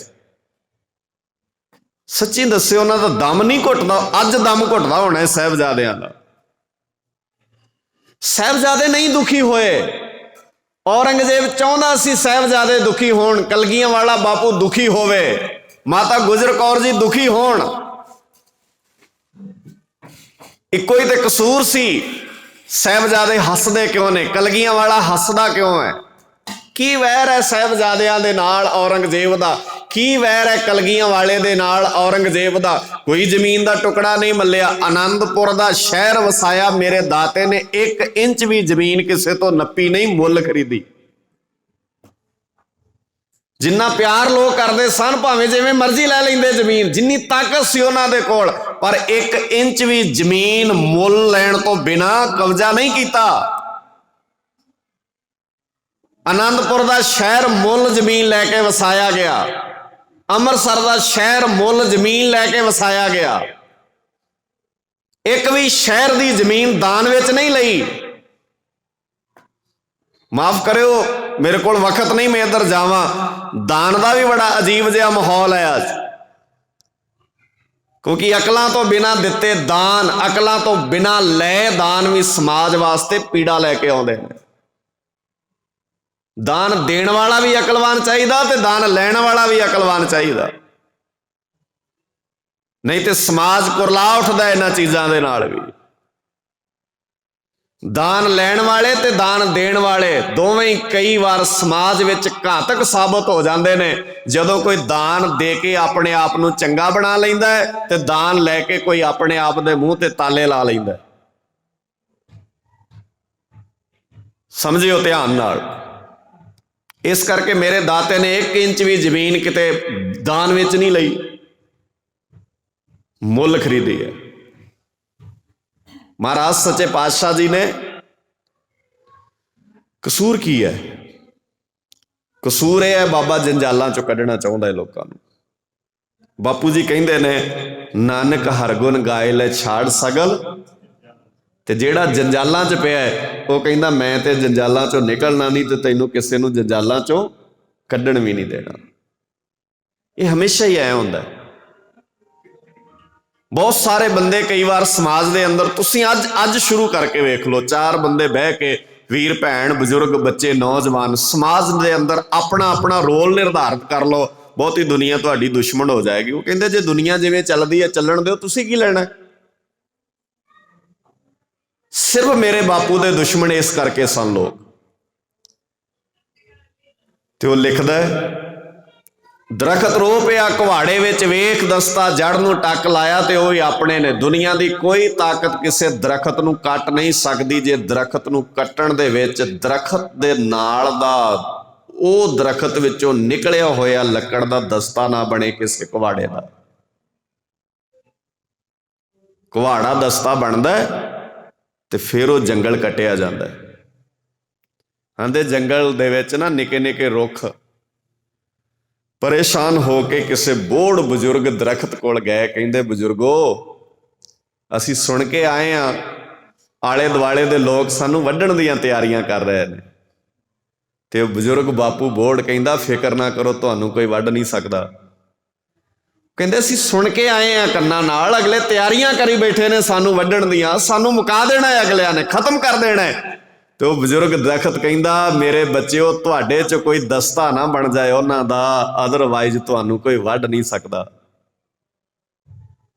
तुसी वड्डे उदण जाओगे जिदण तुहाडे विचों कोई कुहाड़े दा कोई आरे दा दस्ता बनेगा। तुसी सियाणे ते सूझवान बैठे हो, कुहाड़ा कोई दरखत नहीं वड्ढ सकदा जे कुहाड़े विच लकड़ दा दस्ता ना होवे। दरखत रो पिया कुहाड़े विच वेख दस्ता, जड़ नूं टक लाया ते वो भी अपने ने। 10वें पिता दे लखते जिगरां नूं नीहां विच चिणाया ते वो भी अपने ने। मुर्दा रो पिया दगे दी वेख दुनिया, चिखा नूं लांबू लाया ते वो भी अपने ने। सो इस करके अपने तो तां ही ना तुसीं वेखिया गड्डियां ते लिखिया हुंदा है अपणियां तो बचो। अज दा युग अपणियां तो बचण दा है। बगाने बारे तो तुसीं जानदे हो, बगाने बारे तो तुहानूं पता है। अपने बन के समाज दे अंदर नुकसान करने वाले बहुत ने। तो साहिबजादे मेरे दातार सच्चे पातशाह जी दे लखते जिगर नीहां विच चिणे गए ते नीहां च चिण लग्गियां साहिबजादियां नूं कहा जांदा सी नामो निशान मिटा देंगे तुहाडे।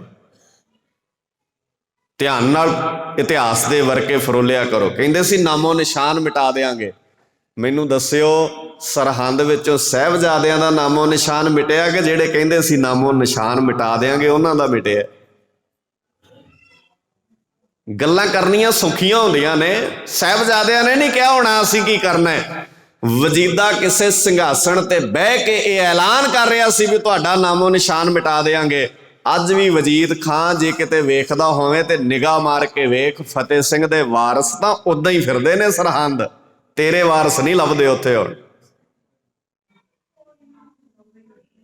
तेरा नहीं कुछ भी लभदा उथों। वो नीहां इतिहास बन गया, वो नीहां इतिहास बन गईयां।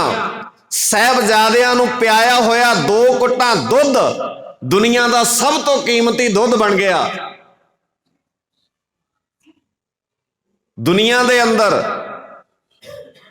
ਸਾਇੰਸ ਗੱਲਾਂ ਕਰਦੀ ਹੈ ਚੰਦਰਮਾ ਤੇ ਜਾਣ ਦੀਆਂ, ਦੂਜੇ ਧਰਤੀ ਤੇ ਜਾਣ ਦੀਆਂ, ਮੰਗਲ ਗ੍ਰਹਿ ਤੇ ਜਾਣ ਦੀਆਂ। ਬਹੁਤ ਸਫ਼ਰ ਕੀਤਾ ਹੈ ਸਾਡੇ ਸਾਇੰਸਦਾਨਾਂ ਨੇ। ਮੈਂ ਕੋਈ ਗੱਲ ਉਹਦਾ ਤੇ ਨਹੀਂ ਕਰਨੀ ਚਾਹੁੰਦਾ, ਪਰ ਮੈਂ ਇਹ ਗੱਲ ਦਾਅਵੇ ਨਾਲ ਕਹਿ ਸਕਦਾ, ਨਾ ਅੱਜ ਤੇ ਨਾ ਅੱਜ ਤੋਂ ਹਜ਼ਾਰਾਂ ਸਾਲ ਬਾਅਦ ਵਿੱਚ ਜਿੰਨੀ ਮਹਿੰਗੀ ਜ਼ਮੀਨ ਸਰਹੰਦ ਹੈ ਨਾ, ਜਿੱਥੇ ਸਾਹਿਬਜ਼ਾਦਿਆਂ ਦਾ ਸੰਸਕਾਰ ਹੋਇਆ, ਇੰਨੀ ਮਹਿੰਗੀ ਜ਼ਮੀਨ ਦੁਨੀਆ 'ਚ ਸ਼ਾਇਦ ਕਿਤੇ ਨਾ ਹੋਵੇ। ਗੱਲ ਤੇ ਹੈ ਵੀ ਮਾਣ ਕਰ ਸਕੀਏ ਜੇ ਅਸੀਂ ਕਦੀ ਉਹਨਾਂ ਚੀਜ਼ਾਂ ਤੇ। ਕਿਵੇਂ ਹੋਇਆ ਸੀ ਇਹ? ਕਿਉਂਕਿ ਜੰਜਾਲ ਛੱਡਤੇ ਸਨ। ਨਾਨਕ ਹਰਿ ਗੁਣ ਗਾਏ ਲੈ ਛਾੜ ਸਗਲ ਜੰਜਾਲ। ਜੰਜਾਲ ਨੇ ਸਾਨੂੰ ਪਏ ਹੋਏ। ਜੰਜਾਲ ਹੈ ਵੀ ਮੈਂ ਦੂਜੇ ਤੋਂ ਅੱਗੇ ਲੰਘ ਜਾ, ਮੈਂ ਇਹਦੇ ਨਾਲੋਂ ਖੂਬਸੂਰਤ ਬਣ ਜਾ, ਮੈਂ ਇਹਦੇ ਨਾਲੋਂ ਮਹਾਨ ਹੋ ਜਾ। ਸੰਸਾਰ ਅੰਦਰ 90% ਬੰਦੇ ਦੁਨੀਆ ਦੇ ਅੰਦਰ ਦੂਜਿਆਂ ਪ੍ਰਤੀ ਗੱਲਾਂ ਤਾਂ ਬਣਾਉਂਦੇ ਨੇ ਕਿਉਂਕਿ ਉਹ ਚਾਹੁੰਦੇ ਨੇ ਅਸੀਂ ਸਿਆਣੇ ਬਣ ਜਾਈਏ ਦੁਨੀਆ ਦੇ ਅੰਦਰ। ਘਰਾਂ ਵਿੱਚ ਇੱਕ ਦੂਜੇ ਪ੍ਰਤੀ ਅਸੀਂ ਗੱਲਾਂ ਤਾਂ ਬਣਾਉਂਦੇ ਆ ਤਾਂ ਕਿ ਮੈਂ ਚੰਗਾ ਬਣ ਜਾਵਾਂ। ਤੇ ਗੁਰੂ ਸਾਹਿਬ ਕਹਿੰਦੇ ਚੰਗੇ ਬਣਨ ਦੀ ਦੌੜ ਨਹੀਂ ਚੰਗੇ ਬਣਾਉਂਦੀ ਹੁੰਦੀ, ਦੌੜ ਇਹ ਬਣਾਓ ਹਮ ਨਹੀਂ ਚੰਗੇ ਬੁਰਾ ਨਹੀਂ ਕੋਏ। ਮਾਰ ਆਪਣੇ ਅੰਦਰੋਂ ਕਿਤੇ, ਇਹ ਨਿੱਕੀਆਂ ਗੱਲਾਂ ਥੋੜੀ ਨੇ ਕਿਤੇ। ਮੈਂ ਚੰਗਾ ਨਹੀਂ ਆ। ਜਪਜੀ ਸਾਹਿਬ ਦੇ ਅੰਦਰ ਬਾਬੇ ਨੇ ਕਿਹਾ ਨਾਨਕ ਨੀਚ। ਇਹ ਪਹਿਲੀ ਵਾਰ ਹੋਇਆ ਹੋਣਾ ਕਿਸੇ ਨੇ ਦੁਨੀਆ 'ਚ ਜਿਹਨੂੰ ਬਾਬੇ ਨਾਨਕ ਨੂੰ ਲੋਕ ਰੱਬ ਮੰਨਦੇ ਨੇ, ਖੁਦਾ ਮੰਨਦੇ ਨੇ, ਅੱਲਾਹ ਤਾਲਾ ਮੰਨਦੇ ਨੇ। ਗੁਰੂ ਅਰਜਨ ਸਾਹਿਬ ਪਾਤਸ਼ਾਹ ਜੀ ਕਹਿੰਦੇ ਨੇ, ਗੁਰੂ ਨਾਨਕ ਸਾਹਿਬ ਪਾਤਸ਼ਾਹ ਜੀ ਉਹ ਦੀਵਾ ਨੇ ਜਿਹਨੇ ਕੁੱਲ ਦੁਨੀਆ ਦਾ ਹਨੇਰਾ ਮੁਕਾ ਦਿੱਤਾ ਹੈ। ਭੱਟ ਸਾਹਿਬਾਨ ਕਹਿੰਦੇ ਨੇ ਬਾਬਾ ਨਾਨਕ ਧਰਤੀ ਤੇ ਰੱਬ ਬਣ ਕੇ ਉਤਰਿਆ। ਪਰ ਗੁਰੂ ਨਾਨਕ ਸਾਹਿਬ ਜੀ ਨੂੰ ਪੁੱਛੋ ਜਪਜੀ ਸਾਹਿਬ 'ਚ ਕੀ ਕਹਿੰਦੇ ਨੇ? ਨਾਨਕ ਨੀਚ। ਨਾਨਕ ਤੇ ਨੀਵਾਂ ਜੇ ਹੈ। ਤੇ ਇੱਥੇ ਮੇਰੇ ਵਰਗਾ ਜਿਹਨੂੰ ਚਾਰ ਗੱਲਾਂ ਬਾਬੇ ਨਾਨਕ ਦੇ ਘਰ ਦੀਆਂ ਆ ਜਾਣ, ਉਹ ਪੱਲੇ ਬੰਨ੍ਹਦਾ ਕਿਸੇ ਨੂੰ ਫਿਰ ਕਿਤੇ? ਇੰਨਾ ਹੰਕਾਰ ਸਾਡੇ ਘਰਾਂ 'ਚ ਰੌਲਾ ਕਾਹਦਾ? ਸੱਸ ਕਹਿੰਦੀ ਹੈ ਮੇਰੇ ਕੋਲ ਤਜਰਬਾ ਜ਼ਿਆਦਾ ਹੈ, ਨੂੰਹ ਕਹਿੰਦੀ ਹੈ ਮੇਰੇ ਕੋਲ ਡਿਗਰੀਆਂ ਜ਼ਿਆਦੀਆਂ ਨੇ। ਫਿਰ ਹੁਣ ਇਕੱਠੇ ਕਿਵੇਂ ਹੋਣ? ਹਾਂ, ਜੇ ਤੇ ਨੂੰਹ ਇਹ ਸਮਝ ਲੈ ਵੀ ਤਜਰਬੇ ਦੀ ਲੋੜ ਆਪਣੀ ਹੈ ਤੇ ਸੱਸ ਇਹ ਸਮਝ ਲੈ ਵੀ ਡਿਗਰੀਆਂ ਦੀ ਲੋੜ ਆਪਣੀ ਹੈ, ਫਿਰ ਤਾਂ ਸਮਝੌਤਾ ਹੋ ਸਕਦਾ। ਪਰ ਜਦੋਂ ਸੱਸ ਨੇ ਗੱਲ ਕਰਨੀ ਉਦੋਂ ਟਾਰਗੇਟ ਡਿਗਰੀਆਂ ਨੂੰ ਕਰਨਾ। ਪਤਾ ਨਹੀਂ ਕਾਹਦੀਆਂ ਪੜ੍ਹੀਆਂ ਲਿਖੀਆਂ ਨੇ, ਅਕਲ ਤੇ ਕੌਡੀ ਦੀ ਨਹੀਂ ਇਹਨਾਂ ਨੂੰ। ਪਤਾ ਨਹੀਂ ਕਾਹਦੇ ਸਰਟੀਫਿਕੇਟ, ਪਤਾ ਨਹੀਂ ਕੀ ਪੜ੍ਹਦੀਆਂ ਰਹੀਆਂ ਸਕੂਲੇ, ਐਂ ਕਰਦੀਆਂ ਨਾ ਗੱਲਾਂ। ਉਹ ਅੱਗਿਓਂ ਕਹਿੰਦੀਆਂ ਵੀ ਤੁਸੀਂ ਪਤਾ ਨਹੀਂ ਕੀ ਖੱਟਿਆ ਜ਼ਿੰਦਗੀ 'ਚ, ਅਕਲ ਤੇ ਤੁਹਾਨੂੰ ਸਾਰੀ ਜ਼ਿੰਦਗੀ ਆਈ ਨਹੀਂ, ਸਾਰੀ ਲੰਘ ਚੱਲੀ ਹੈ। ਫਿਰ ਇਹਨਾਂ ਦਾ ਸਮਝੌਤਾ ਕੌਣ ਕਰਾ ਦੇ? ਹੁਣ ਜੰਜਾਲਾਂ 'ਚੋਂ ਬਾਹਰ ਨਿਕਲਣਾ ਪੈਣਾ। ਸਮਾਂ ਨਹੀਂ, ਮੈਂ ਬੇਨਤੀ ਕਰਦਾ ਸੀ ਨੌ ਸੱਸ ਦਾ ਰਿਸ਼ਤਾ ਕਿਸੇ ਟੀਵੀ ਸੀਰੀਅਲ 'ਚੋਂ ਨਾ ਚੁਣ ਲਿਆ ਕਰੋ ਵੀ ਸੱਸ ਏਦਾਂ ਦੀ ਹੁੰਦੀ ਹੈ ਤੇ ਨੌ ਏਦਾਂ ਦੀ ਹੁੰਦੀ ਹੈ। ਸਰਹੰਦ ਦੀਆਂ ਨੀਹਾਂ ਵਿੱਚੋਂ ਆਪਣੇ ਰਿਸ਼ਤੇ ਚੁਣਿਓ ਕਿਤੇ, ਤਾਂ ਤੁਹਾਨੂੰ ਪਤਾ ਲੱਗੇਗਾ। 80 ਸਾਲ ਦੀ ਬਜ਼ੁਰਗ ਮਾਤਾ ਸਾਹਿਬ ਕੌਰ ਦੀ ਸੱਸ ਤੇ ਮਾਤਾ ਸਾਹਿਬ ਕੌਰ ਦੇ ਲਖਤੇ ਜਿਗਰ ਮਾਤਾ ਜੀ ਦੇ ਪੁੱਤ ਮਾਤਾ ਗੁਜਰ ਕੌਰ ਜੀ ਕੋਲ ਨੇ। ਇੱਕ ਬੇਨਤੀ ਜਿਹੜੀ ਕਰਨੀ ਹੈ ਇਹਨੂੰ ਧਿਆਨ ਨਾਲ ਸਮਝਿਓ। ਅੱਜ ਕੱਲ੍ਹ ਨਾ ਇੱਕ ਬੜਾ ਅਜੀਬ ਜਿਹਾ ਮਾਹੌਲ ਹੈ। ਅਸੀਂ ਨਾ ਰਿਸ਼ਤਿਆਂ 'ਚ ਬੇਭਰੋਸਗੀ ਬਹੁਤ ਪੈਦਾ ਕੀਤੀ ਹੈ। ਜੇ ਮੰਨ ਲਓ ਦਾਦੀ ਪੋਤਰੇ ਨੂੰ ਖਿਡਾ ਰਹੀ ਹੈ ਤੇ ਕਿਤੇ ਦਾਦੀ ਕੋਲੋਂ ਪੋਤਰਾ ਡਿੱਗ ਜਾਏ ਨਾ, ਫਿਰ ਘਰ 'ਚ ਪਰਲੋ ਆ ਜਾਂਦੀ ਹੈ। ਮਾਂ ਨੂੰ ਐਂ ਲੱਗਦਾ ਦਾਦੀ ਨੇ ਜਾਣ ਕੇ ਸੁੱਟਿਆ। ਉਹ ਜੀ ਕਰਦਾ ਕਿਤੇ ਉਹਦਾ। ਭੈਣੋ, ਸ਼ਾਇਦ ਉਹ ਦੱਸ ਨਹੀਂ ਨਾ ਸਕਦੀ ਜਿੰਨਾ ਉਹ ਅੰਦਰੋਂ ਝੁਰੀ ਹੋਣੀ ਹੈ, ਜਿੰਨਾ ਉਹਨੇ ਹੌਕਾ ਅੰਦਰੋਂ ਲਿਆ ਹੋਣਾ, ਤੂੰ ਤਾਂ ਲੈ ਹੀ ਨਹੀਂ ਸਕੀ ਹੋਣੀ। ਉਹਦਾ ਨਹੀਂ ਜੀ ਕਰਦਾ ਸੀ ਪੋਤਰਾ ਡਿੱਗ ਜਾਏ। ਬਜ਼ੁਰਗ ਹੱਥ ਨੇ ਕੰਬ ਗਏ ਹੋਣੇ ਕਿਤੇ, ਪਰ ਅਸੀਂ ਨੇਰੀਆਂ ਲਿਆ ਦਿੰਦੇ ਹਾਂ ਘਰ ਵਿੱਚ, ਕਿਉਂਕਿ ਭਰੋਸਾ ਨਹੀਂ ਨਾ ਸਾਨੂੰ ਇੱਕ ਦੂਜੇ ਤੇ। ਸਾਨੂੰ ਐਂ ਲੱਗਦਾ ਜਾਣ ਕੇ ਸੁੱਟਿਆ। ਤੇ ਇੱਥੋਂ ਤੱਕ ਕਈ ਵਾਰ ਕਹਿ ਦਿੰਦੇ ਆ ਹੁਣ ਤੂੰ ਬਹਿ ਕੇ ਵੇਖੀ ਦਾਦੀ ਦੇ ਲਾਗੇ।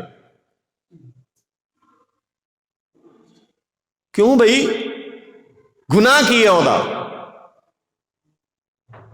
ਮੂਲ ਨਾਲੋਂ ਬੋਲੋ ਗੱਜ ਕੇ, ਮੂਲ ਨਾਲੋਂ ਮਾਂ ਆਪਣੇ ਪੁੱਤ ਨੂੰ ਸ਼ਾਇਦ ਇੰਨਾ ਪਿਆਰ ਨਾ ਕਰ ਸਕੀ ਹੋਵੇ ਜਿੰਨਾ ਪੋਤਰੇ ਨੂੰ ਕਰਦੀ ਹੈ, ਪਰ ਵਿਖਾਵੇ ਕਿੱਦਾਂ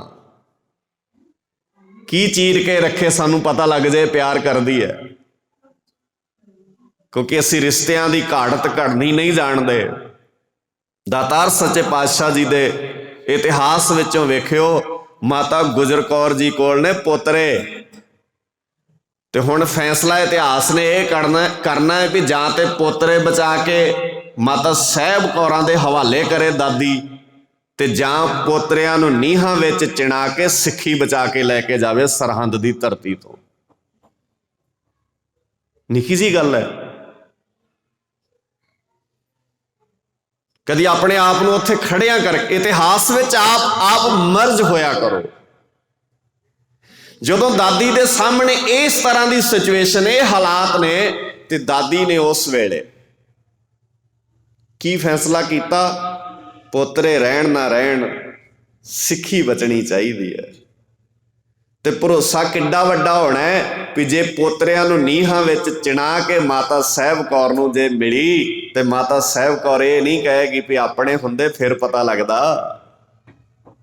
ਭਰੋਸਾ ਹੀ ਸੀ ਨਾ, ਇਹ ਵਿਸ਼ਵਾਸ ਹੀ ਹੋਏਗਾ ਨਾ। ਤੇ 2 ਦਿਨਾਂ ਦੀ ਪੇਸ਼ੀ ਤੋਂ ਬਾਅਦ ਤੀਜੀ ਪੇਸ਼ੀ ਜਦੋਂ ਪਈ, ਤੇ ਫਤਿਹ ਸਿੰਘ ਦੇ ਕੋਲ ਬਹਿ ਕੇ ਦਾਦੀ ਏਦਾਂ ਨਾਲੇ ਬੁੱਕਲ ਵਿੱਚ ਘੁੱਟਦੀ ਆ ਉਹਨਾਂ ਨੂੰ, ਨਾਲੇ ਨਿੱਘ ਦਿੰਦੀ ਹੈ ਸਰੀਰ ਦਾ, ਤੇ ਨਾਲੇ ਆਪਣੇ ਪੋਤਰਿਆਂ ਨਾਲ ਗੱਲਾਂ ਕਰਦੀ ਹੈ। ਮੇਰੇ ਪੋਤਰਿਓ, ਬੇਸ਼ੱਕ ਮੇਰੀਆਂ ਅੱਖਾਂ ਦੇ ਸਾਹਮਣੇ ਤੁਹਾਡੀਆਂ ਲਾਸ਼ਾਂ ਆਉਣ, ਮੈਨੂੰ ਗਿਲਾ ਨਹੀਂ ਹੋਊਗਾ। ਇਹ ਗੱਲ ਦਾਦੀ ਦੇ ਮੂੰਹੋਂ ਸੌਖੀ ਨਹੀਂ ਨਿਕਲ ਜਾਂਦੀ ਕਿਤੇ, ਪੋਤਰਿਆਂ ਪ੍ਰਤੀ ਖਾਸ ਕਰਕੇ। ਪਰ ਜਦੋਂ ਕੋਈ ਕੌਮ ਦੀ ਉਸਾਰੀ ਕਰ ਰਿਹਾ ਹੋਵੇ, ਜਦੋਂ ਕੋਈ ਬਹੁਤ ਵੱਡੇ ਮਿਸ਼ਨ ਤੇ ਹੋਵੇ, ਜਦੋਂ ਕੋਈ ਬਹੁਤ ਵੱਡਾ ਵਿਜ਼ਨ ਲੈ ਕੇ ਚੱਲ ਰਿਹਾ ਹੋਵੇ, ਜਦੋਂ ਕੋਈ ਬਹੁਤ ਵੱਡੀ ਪ੍ਰਾਪਤੀ ਦੀ ਗੱਲ ਕਰਦਾ ਹੋਵੇ, ਉਦੋਂ ਪੋਤਰਿਆਂ ਦੀਆਂ ਸ਼ਹਾਦਤਾਂ ਵੀ ਨਿੱਕੀਆਂ ਹੀ ਲੱਗਦੀਆਂ ਹੁੰਦੀਆਂ। ਅਸੀਂ ਤਾਂ ਨਿੱਕੀਆਂ ਨਿੱਕੀਆਂ ਚੀਜ਼ਾਂ ਨਾਲ ਸਿੱਖੀ ਪਰਖਦੇ ਰਹਿੰਦੇ ਹਾਂ। 2 ਦਿਨ ਸਿਰ ਪੀੜ ਹੋਣ ਲੱਗ ਜਾਏ, ਸਿੱਖੀ ਦਾ ਫੈਸਲਾ ਕਰਨ ਲੱਗ ਜਾਂਦੇ ਆ। ਗੁਰਦੁਆਰੇ ਜਾਣ ਵਾਲੇ ਦਾ ਮਾੜਾ ਜਿਹਾ ਸਰੀਰ ਦਾ ਬੈਲੈਂਸ ਵਿਗੜ ਜਾਏ, ਅਸੀਂ ਕਹਿੰਦੇ ਹਾਂ ਮਹਾਰਾਜ ਇੰਨਾ ਮੱਥਾ ਟੇਕਦੇ ਆ, ਫਿਰ ਬਿਮਾਰੀਆਂ ਸਾਡੇ ਘਰ ਹੀ ਆ ਜਾਂਦੀਆਂ ਨੇ। ਐ ਨਾ ਕਰਿਆ ਕਰੋ। ਜੇ ਐਂ ਕਰੋਗੇ ਨਾ, ਫਿਰ ਕਲਗੀਆਂ ਵਾਲੇ ਨੇ ਪੁੱਛਣਾ ਹੈ ਤੂੰ ਤੇ ਮੱਥਾ ਹੀ ਟੇਕਣ ਆਇਆ, ਮੈਂ ਤਾਂ ਇਹ ਗ੍ਰੰਥ ਤੈਨੂੰ ਦੇ ਕੇ ਗਿਆ ਸੀ ਮੱਥਾ ਟੇਕਣ ਲਈ, ਪੁੱਤ ਤਾਂ ਮੈਨੂੰ ਵੀ ਨੀਹਾਂ 'ਚ ਚੜਾਉਣੇ ਪਏ ਨੇ। ਕਿਹਨੂੰ ਲਾਮਾ ਦਿਆਂ? ਕਿਹਦਾ ਕਸੂਰ ਕੱਢ ਦਿਆਂ? ਕਿਹਨੂੰ ਕਸੂਰਵਾਰ ਠਹਿਰਾ ਦਿਆਂ? ਮੈਂ ਨਹੀਂ ਠਹਿਰਾ ਸਕਦਾ ਕਿਸੇ ਨੂੰ ਵੀ ਕਸੂਰਵਾਰ। ਤੇ ਦਾਦੀ ਨੇ ਆਪਣੇ ਪੋਤਰਿਆਂ ਨੂੰ ਕਿਹਾ, ਮੇਰੇ ਬੱਚਿਓ, ਬੇਸ਼ੱਕ ਤੁਹਾਡੀਆਂ ਲਾਸ਼ਾਂ ਹੋਣ ਮੇਰੀਆਂ ਅੱਖਾਂ ਦੇ ਸਾਹਮਣੇ, ਮੈਂ ਤੁਹਾਡੀਆਂ ਲਾਸ਼ਾਂ ਨੂੰ ਵੇਖ ਕੇ ਤਾਂ ਸ਼ੁਕਰ ਕਰ ਲਾਂਗੀ, ਪਰ ਜੇ ਕਿਸੇ ਨੇ ਮੇਰੇ ਕੰਨ ਵਿੱਚ ਆਣ ਕੇ ਇਹ ਗੱਲ ਕਹਿਤੀ ਨਾ, ਦਾਦੀ ਤੇਰੇ ਪੋਤਰੇ ਸਿੱਖੀ ਤੋਂ ਬੇਮੁਖ ਹੋ ਗਏ, ਸ਼ਾਇਦ ਮੈਂ ਜਿਉਂਦੇ ਜੀ ਮਰ ਜਾਣਾ, ਮੈਂ ਲਾਸ਼ ਬਣ ਜਾਣਾ। ਤੇ ਮੇਰੇ ਬੱਚਿਓ, ਮੈਨੂੰ ਲਾਸ਼ ਬਣਨੋਂ ਬਚਾ ਲਿਓ। ਤੇ ਫਤਿਹ ਸਿੰਘ ਨੇ, ਅਦੀਬ ਨੇ ਬੜਾ ਪਿਆਰਾ ਲਿਖਿਆ, ਕਹਿੰਦਾ ਫਤਿਹ ਸਿੰਘ ਤੁਰਨ ਲੱਗਾ, ਫਿਰ ਕਹਿੰਦਾ ਦਾਦੀ ਮਾਂ ਫਿਕਰ ਨਾ ਕਰੀ, ਸਾਨੂੰ ਯਾਦ ਹੈ, ਸਾਨੂੰ ਚੇਤਾ ਹੈ ਸਾਡਾ ਇਤਿਹਾਸ, ਅਸੀਂ ਉਬਲਦੀਆਂ ਦੇਗਾਂ ਤੇ ਤਵੀਆਂ ਤੇ ਚੌਂਕੜੇ ਮਾਰਨ ਵਾਲਿਆਂ ਦੇ ਪੁੱਤ ਪੋਤਰੇ ਆ, ਸਾਨੂੰ ਕੋਈ ਡਰਾ ਕਿਵੇਂ ਲਊ ਭਲਾ। ਤੇ ਤੁਹਾਨੂੰ ਯਾਦ ਹੈ ਨਾ ਇਤਿਹਾਸ, 2 ਦਿਨਾਂ ਦੇ ਡਰਾਵੇ, ਲਾਲਚ, ਖੌਫ, ਤਰ੍ਹਾਂ ਤਰ੍ਹਾਂ ਦੇ ਧੌਂਸ ਜਮਾਈ, ਨਹੀਂ ਮੰਨੇ ਸਾਹਿਬਜ਼ਾਦੇ। ਚਲਾਕ ਬੰਦਿਆਂ ਨੇ ਇੱਕ ਚਲਾਕੀ ਕੀਤੀ, ਵੱਡਾ ਗੇਟ ਬੰਦ ਕਰਤਾ, ਛੋਟਾ ਜਿਹਾ ਦਰਵਾਜ਼ਾ ਖੋਲਤਾ। ਜਿਹੜੇ 2 ਦਿਨ ਇਹ ਜ਼ੋਰ ਲਾਉਂਦੇ ਰਹੇ ਨਾ ਵੀ ਸਾਹਿਬਜ਼ਾਦਿਆਂ ਦਾ ਸਿਰ ਝੁਕ ਜਾਏ ਕਿਸੇ ਨਾ ਕਿਸੇ ਤਰ੍ਹਾਂ, ਨਾ ਝੁਕਾ ਸਕੇ, ਚਲਾਕੀ ਕਰ ਲਈ, ਵੱਡਾ ਦਰਵਾਜ਼ਾ ਬੰਦ ਕਰਤਾ, ਛੋਟਾ ਖੋਲ ਦਿੱਤਾ ਵੀ ਹੁਣ ਤੇ ਸੀਸ ਝੁਕਾ ਕੇ ਲੰਘਣਗੇ ਹੀ ਨਾ ਬੱਚੇ। ਤੇ ਜਦੋਂ ਸੀਸ ਝੁਕਾ ਕੇ ਲੰਘਣਗੇ, ਉਸ ਵੇਲੇ ਐਲਾਨ ਕਰ ਦਾਂਗੇ, ਉਹ ਵੇਖੋ ਕਲਗੀਆਂ ਵਾਲੇ ਦੇ ਬੱਚਿਆਂ ਦਾ ਸਿਰ ਝੁਕ ਗਿਆ। ਦੁਸ਼ਮਣ ਦਾ ਗੁਪਤ ਏਜੰਡਾ, ਦਰਵਾਜ਼ਾ ਵੱਡਾ ਬੰਦ, ਛੋਟਾ ਖੋਲ ਦਿਓ। ਕਿੰਨਿਆਂ ਨੇ ਸਲਾਹਾਂ ਦਿੱਤੀਆਂ ਹੋਣੀਆਂ ਨੇ, ਕਿੰਨੇ ਉਹਨਾਂ ਦੇ ਬੁੱਧੀਜੀਵੀ ਬੈਠੇ ਹੋਣਗੇ ਵੀ ਐਂ ਕਰ ਲਓ। ਗੱਲ ਤੇ ਸਾਹਿਬਜ਼ਾਦਿਆਂ ਦਾ ਸਿਰ ਝੁਕਾਉਣ ਦੀ ਆ ਨਾ, ਐਂ ਕਰ ਲੈਨੇ ਆ। ਕਿੰਨੀਆਂ ਪਲੈਨਿੰਗਾਂ ਵਿੱਚੋਂ ਨਿਕਲੀ ਹੋਣੀ ਹੈ, ਸਾਰਾ ਦਿਨ ਪਲੈਨਿੰਗ ਕਰਦੇ ਰਹੇ ਹੋਣੇ ਆ, ਸਾਰੀ ਰਾਤ ਪਲੈਨਿੰਗ ਕਰਦੇ ਰਹੇ ਹੋਣੇ ਆ। ਉਸ ਪਲੈਨਿੰਗ ਵਿੱਚੋਂ ਨਿਕਲਿਆ ਵੱਡਾ ਦਰਵਾਜ਼ਾ ਬੰਦ ਕਰ ਦਿਓ, ਛੋਟਾ ਖੋਲ ਦਿਓ। ਪਰ ਜੇ ਪਲੈਨਿੰਗਾਂ ਫੇਲ ਕਰਨੀਆਂ ਨਾ ਆਉਣ, ਤੇ ਫਿਰ ਬਾਜਾਂ ਵਾਲੇ ਦੇ ਪੋਤੀ ਕੀ ਹੋਏ। जे प्लैनिंगां ते पानी फेरना ना आवे, जे धरियां धराइयां ना रह जाण दुश्मन दियां सोचियां सोचाइयां, फिर बाजां वाले दे पुत्त खवाउण दा फायदा कोई नहीं। बाजां वाले दे पुत्तां ते प्लैनिंगां घड़न वालियां दियां प्लैनिंगां फेल करनियां आउंदियां सानू। दोवें भरा बाहां विच बाहां पाई तुरे आउंदे ने। वड्डा दरवाजा बंद वेखिया, छोटा खुल्लिया वेखिया। छोटा भरा वड्डे भरा नूं आवाज़ मार के कहिंदा, वीर जोरावर सिंह दुश्मन किड्डा चलाक निकलिया, 2 दिन ला ले साडा सिर झुकाया नहीं गया, हुण चलाकी नाल बंद दरवाजा करके सिर झुकाउणा चाहुंदा। वारे बलिहारे जाइए उन्हां बच्चियां दे। इंटैलीजेंट कदी बातां ते पा के वेखो अपने बच्चियां दे नाल।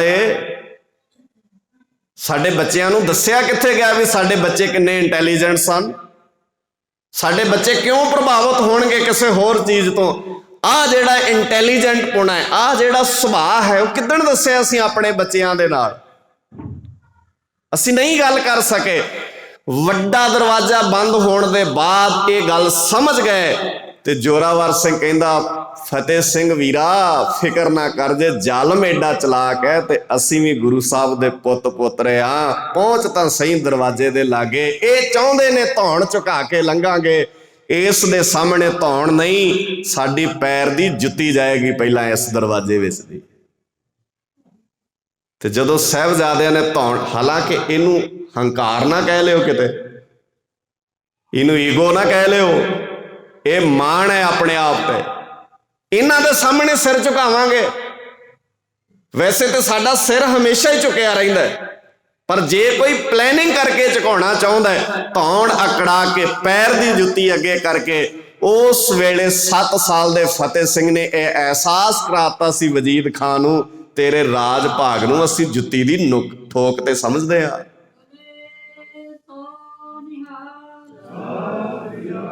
साडी जुत्ती दी नोक ते है तेरा राज भाग। असीं नहीं परवाह करदे। सानू तैनू की लगदा है? साहिबजादे लंघे ऐ धौण अकड़ा के खड़े सन। अखीरला डर दिता, तुहानू मार देंगे, कतल कर देंगे, मन जाओ। फतेह सिंह कहंदा, किनू दिन्ने हो डर? दादे साडे सीस कटाया दिल्ली विच जाके होए, साडे वड्डियां नूं भी परख लिया, तुहाडे वड्डियां ने अजमा के होए। असीं किते अज दी गल थोड़ी है। जे तुहाडे वड्डियां ने साडे वड्डियां नूं अजमा के वेखिआ, साडे वड्डियां नूं अजमा के होए, असीं नहीं कदे भी परवाह कीती इन्हां गल्लां दी। एवें थोड़ी कवियां ने लिखिआ, जिथों मुकदी मजनूआ रांझिआं दी, उत्थों शुरू हुंदी दास्तान साडी। लोग पढ़दे होणगे मजनू ते रांझिआं दे किस्से, असीं चमकौर दी गढ़ी ते सरहंद दे किस्से पढ़दे आ। साडे किस्से होर ने। मैनू नहीं लगता मजनू का किस्सा असी परिवार में बह के अपने परिवार नाल साझा कर सकते हैं। मैनू नहीं लगता असी किसी हीर रांझे का किस्सा अपने परिवार में बह के अपनियां धीआं पुत्तां नाल साझा कर सकते हैं, पर आह किस्सा है साडे कोल जिथे तुसी परिवार में बह के साझा कर सकते हो। जिथे मजनूआ रांझिआं दी मुकदी है, उत्थे साडी शुरू हुंदी है। जिथों मुकदी मजनूआ रांझिआं दी, उत्थों शुरू हुंदी दास्तान साडी। साडे लड़दियां लड़दियां सिर लै गए, ऐ पर जिस्म चों गई ना जान साडी। हुंदा रहा है डकरे जिस्म साडा, ऐ पर सी ना कहा जबान साडी। तरदे रहे ने लोक झनाह अंदर। झनाह ते तरन वालियां दे किस्से स्कूलां दियां हिस्टरी विच आ गए, यूनीवर्सिटियां विच आ गए, सिलेबस का पार्ट बन गए। पर जेड़े सरसा नदी के कंढे ते लंघ के गए, उन्हां दा इतिहास अलोप क्यों होया, इनू समझण दी लोड़ है, इनू जानण दी लोड़ है। तरदे रहे ने लोग झनाह अंदर, असीं लहू दे दरिया अंदर लाइयां तारियां ने। साडे सिदक नू परखिया रंबियां ने, साडे सिदक नू परखिया आरियां ने। सानू एवें नहीं लोग सरदार कहिंदे सिर दे के लईयां, एवें थोड़ी सरदार कहिंदे ने। तो ठीक है, जेड़ा एक बार सरदार लागे बह जाता है ना, हाँ होवे सरदार, नकली ना होवे, क्योंकि नकल भी हर थां ते हुंदी है ना। फिर होवे असली, नकली तो फिर खतरनाक है। तो जे असली होवे सरदार, ओदे लागे कोई बह जावे ਉਹਦਾ ਕੋਈ ਰੂਪ ਹੋਵੇ, ਕੋਈ ਰੰਗ ਹੋਵੇ, ਕੋਈ ਜਾਤ ਹੋਵੇ, ਕੋਈ ਮਜ਼ਹਬ ਹੋਵੇ, ਕੋਈ ਬਿਰਾਦਰੀ ਹੋਵੇ, ਉਹ ਉੱਠਣ ਲੱਗਾ ਜ਼ਰੂਰ ਕਹਿ ਕੇ ਜਾਏਗਾ, ਧੰਨ ਨਾਨਕ ਤੇਰੀ ਵੱਡੀ ਕਮਾਈ, ਧੰਨ ਨੇ ਤੇਰੇ ਸਿੱਖ। ਹੋਣਾ ਸਿੱਖ ਚਾਹੀਦਾ। ਸਾਹਿਬਜ਼ਾਦਿਆਂ ਨੇ ਜੁੱਤੀ ਦੀ ਨੋਕ ਤੇ ਉਸ ਵੇਲੇ ਮੁਗਲ ਸਲਤਨਤ ਦਾ ਰਾਜ ਠੁਕਰਾਇਆ। ਮੈਂ ਇੱਕ ਬੇਨਤੀ ਕਰਕੇ ਸਮਾਪਤੀ ਕਰ ਦੇਣੀ ਹੈ। ਜੰਜਾਲ ਛੱਡੀਏ, ਅਸਲ ਰਾਜ ਭਾਗ ਦੇ ਸਿਲਸਿਲੇ ਨੂੰ ਜਾਣੀਏ। ਔਰ ਜਿਹੜੀ ਸਾਹਿਬਜ਼ਾਦਿਆਂ ਨੇ ਜੁੱਤੀ ਦੀ ਨੋਕ ਤੇ ਰਾਜ ਠੁਕਰਾਇਆ ਸੀ ਨਾ, ਸਾਹਿਬਜ਼ਾਦਿਆਂ ਦੀ ਸ਼ਹਾਦਤ ਤੋਂ ਠੀਕ 60 ਸਾਲ ਬਾਅਦ ਦਿੱਲੀ ਦੀ ਸਲਤਨਤ ਰਾਜ ਲੈ ਕੇ ਆਪ ਦਰਬਾਰ ਸਾਹਿਬ ਹਾਜ਼ਰ ਹੋ ਗਈ ਅੰਮ੍ਰਿਤਸਰ। ਸਰਦਾਰ ਕਪੂਰ ਸਿੰਘ ਤੇ ਨਵਾਬ ਕਰਪੂਰ ਸਿੰਘ, ਸਰਦਾਰ ਦਰਬਾਰਾ ਸਿੰਘ ਦਾ ਉਹ ਵਕਤ ਹੈ। ਵਕਤ ਨਹੀਂ ਉਹਦੇ 'ਚ ਹੁਣ ਮੈਂ ਡਿਟੇਲ 'ਚ ਜਾ ਸਕਾਂ। ਨਵਾਬ ਕਪੂਰ ਸਿੰਘ ਕੋਲ ਰਾਜ ਲੈ ਕੇ ਆਏ। ਮੁਗਲ ਸਲਤਨਤ ਰਾਜ ਸਜਾ ਕੇ ਲੈ ਕੇ ਆਈ ਤੇ ਜਦੋਂ ਰਾਜ ਦੇਣ ਲੱਗੇ ਨਾ, ਕਹਿੰਦੇ ਉਹਨਾਂ ਨੇ ਫੈਸਲਾ ਕਰ ਲਿਆ ਵੀ ਜੇ ਇਹਨਾਂ ਨਾਲ ਲੜਿਆ ਨਹੀਂ ਜਾ ਸਕਦਾ, ਇਹਨਾਂ ਨੂੰ ਰਾਜ ਦੇ ਲਓ ਜੇ ਸੁੱਖ ਦੇ ਸਾਹ ਲੈਣੇ ਨੇ। ਤੇ ਜਦੋਂ ਰਾਜ ਲੈ ਕੇ ਆਏ ਨਾ ਸਾਹਿਬਜ਼ਾਦਿਆਂ ਦੇ ਵਾਰਸਾਂ ਦੇ ਕੋਲ, ਕਿਉਂਕਿ ਸਾਹਿਬਜ਼ਾਦਿਆਂ ਦੀ ਸ਼ਹਾਦਤ ਉਦੋਂ ਹੋ ਚੁੱਕੀ ਹੈ, ਸਾਹਿਬਜ਼ਾਦਿਆਂ ਦੇ ਵਾਰਸਾਂ ਦੇ ਕੋਲ ਕੋਈ ਜਦੋਂ ਰਾਜ ਲੈ ਕੇ ਆਇਆ ਤੇ ਰਾਜ ਦਾ ਜਦੋਂ ਖਿੱਲਤ, ਰਾਜ ਦੀ ਖਿੱਲਤ ਨਵਾਬ ਕਪੂਰ ਸਿੰਘ ਦੇ ਸਿਰ ਤੇ ਰੱਖਣ ਲੱਗੇ ਤੇ ਨਵਾਬ ਕਪੂਰ ਸਿੰਘ ਨੇ ਕਿਹਾ ਪਹਿਲਾਂ ਇਹ ਰਾਜ 3 ਦਿਨ ਜੋੜਿਆਂ 'ਚ ਰੱਖੋ, ਕਿਉਂਕਿ ਫਤਿਹ ਸਿੰਘ ਕਹਿ ਕੇ ਗਿਆ ਸੀ ਤੁਹਾਡਾ ਰਾਜ ਭਾਗ ਸਾਡੀ ਜੁੱਤੀ ਦੀ ਨੋਕ ਤੇ ਹੈ। ਇਹਨੂੰ ਕਹਿੰਦੇ ਨੇ ਆਪਣੇ ਵਡੇਰਿਆਂ ਦੇ ਇਤਿਹਾਸ ਨੂੰ ਚੇਤੇ ਰੱਖਣਾ। ਤੇ ਤੁਹਾਨੂੰ ਯਾਦ ਹੋਏਗਾ 3 ਦਿਨ ਰਾਜ ਦਿੱਲੀ ਦੀ ਸਲਤਨਤ ਦਾ ਜੋੜਿਆਂ 'ਚ ਪਿਆ ਰਿਹਾ ਅੰਮ੍ਰਿਤਸਰ ਦੀ ਧਰਤੀ ਤੇ। 3 ਦਿਨਾਂ ਬਾਅਦ ਰਾਜ ਭਾਗ ਦੀ ਖਿਲਤ ਪ੍ਰਵਾਨ ਕੀਤੀ ਤੇ ਨਾਲ ਨਵਾਬ ਕਪੂਰ ਸਿੰਘ ਨੇ ਕਿਹਾ ਨਵਾਬ ਤਾਂ ਬਣ ਜੂ, ਪਰ ਮੇਰੇ ਤੋਂ ਨਵਾਬੀ ਨਹੀਂ ਹੋਣੀ, ਜੋੜਿਆਂ ਦੀ ਸੇਵਾ ਨਾ ਲੈ ਲਿਓ ਮੇਰੇ ਤੋਂ, ਘੋੜਿਆਂ ਦੀ ਸੇਵਾ ਨਾ ਲੈ ਲਿਓ ਮੇਰੇ ਤੋਂ, ਰਹਿਣਾ ਮੈਂ ਸੇਵਾਦਾਰ ਹੀ ਹੈ। ਇੱਥੇ ਤੇ ਨਾਮ ਹੀ ਨਵਾਬੀ ਹੋਵੇ, ਬੰਦਾ ਨਵਾਬ ਬਣਿਆ ਫਿਰਦਾ, ਪਰ ਇੱਧਰ ਨਵਾਬੀਆਂ ਹੋ ਕੇ ਵੀ ਕੋਈ ਬੰਦਾ ਆਮ ਹੋ ਸਕਦਾ। ਇਹ ਸਿਰਫ ਇਤਿਹਾਸ ਵਿੱਚ ਜਾਣਿਆ ਜਾ ਸਕਦਾ ਹੈ। ਗੁਰੂ ਕੇ ਪਿਆਰੇ, ਆਓ ਜੰਜਾਲ ਛੱਡੀਏ, ਅਸਲ ਇਤਿਹਾਸ ਦੇ ਵਾਰਸ ਬਣੀਏ, ਇੱਕ ਦੂਜੇ ਦੀ ਸਹਾਇਤਾ ਕਰਨੀ ਸਿੱਖੋ, ਇੱਕ ਦੂਜੇ ਦਾ ਸਾਥ ਦੇਣਾ ਸਿੱਖੋ, ਇੱਕ ਦੂਜੇ ਨਾਲ ਸਾਂਝ ਪਾਉਣੀ ਸਿੱਖੋ। ਇਹ ਨਾ ਹੋਵੇ ਕਿ ਅਸੀਂ ਸਿਰਫ ਤੇ ਸਿਰਫ ਇੱਕ ਦੂਜੇ ਦੀਆਂ ਲੱਤਾਂ ਖਿੱਚਣ ਵਾਲੇ ਰਹਿ ਜਾਈਏ। ਲੱਤਾਂ ਨਾ ਖਿੱਚਿਆ ਕਰੋ, ਇੱਕ ਦੂਜੇ ਦੇ ਸਹਾਰੇ ਬਣੀਏ। ਧਰਮ ਸਰੀਰ ਤੋਂ ਸਿੱਖਿਆ ਜਾ ਸਕਦਾ। ਧਰਮ ਦੀ ਪਰਿਭਾਸ਼ਾ ਨਹੀਂ ਸਾਨੂੰ ਆਉਂਦੀ, ਅਸੀਂ ਧਰਮ ਦੀ ਪਰਿਭਾਸ਼ਾ ਆਪਣੇ ਢੰਗ ਨਾਲ ਨਿਰਧਾਰਿਤ ਕੀਤੀ ਹੈ। ਧਰਮ ਪੈਰ ਖਿੱਚਣਾ ਨਹੀਂ, ਧਰਮ ਤੇ ਸਹਾਰੇ ਬਣਨਾ ਸਿਖਾਉਂਦਾ ਹੈ। ਸਰੀਰ, ਇਹ ਸਰੀਰ ਸਭ ਧਰਮ ਹੈ ਗੁਰੂ ਨੇ ਕਿਹਾ। ਤੇ ਸਰੀਰ ਦਾ ਧਰਮ ਕੀ ਹੈ?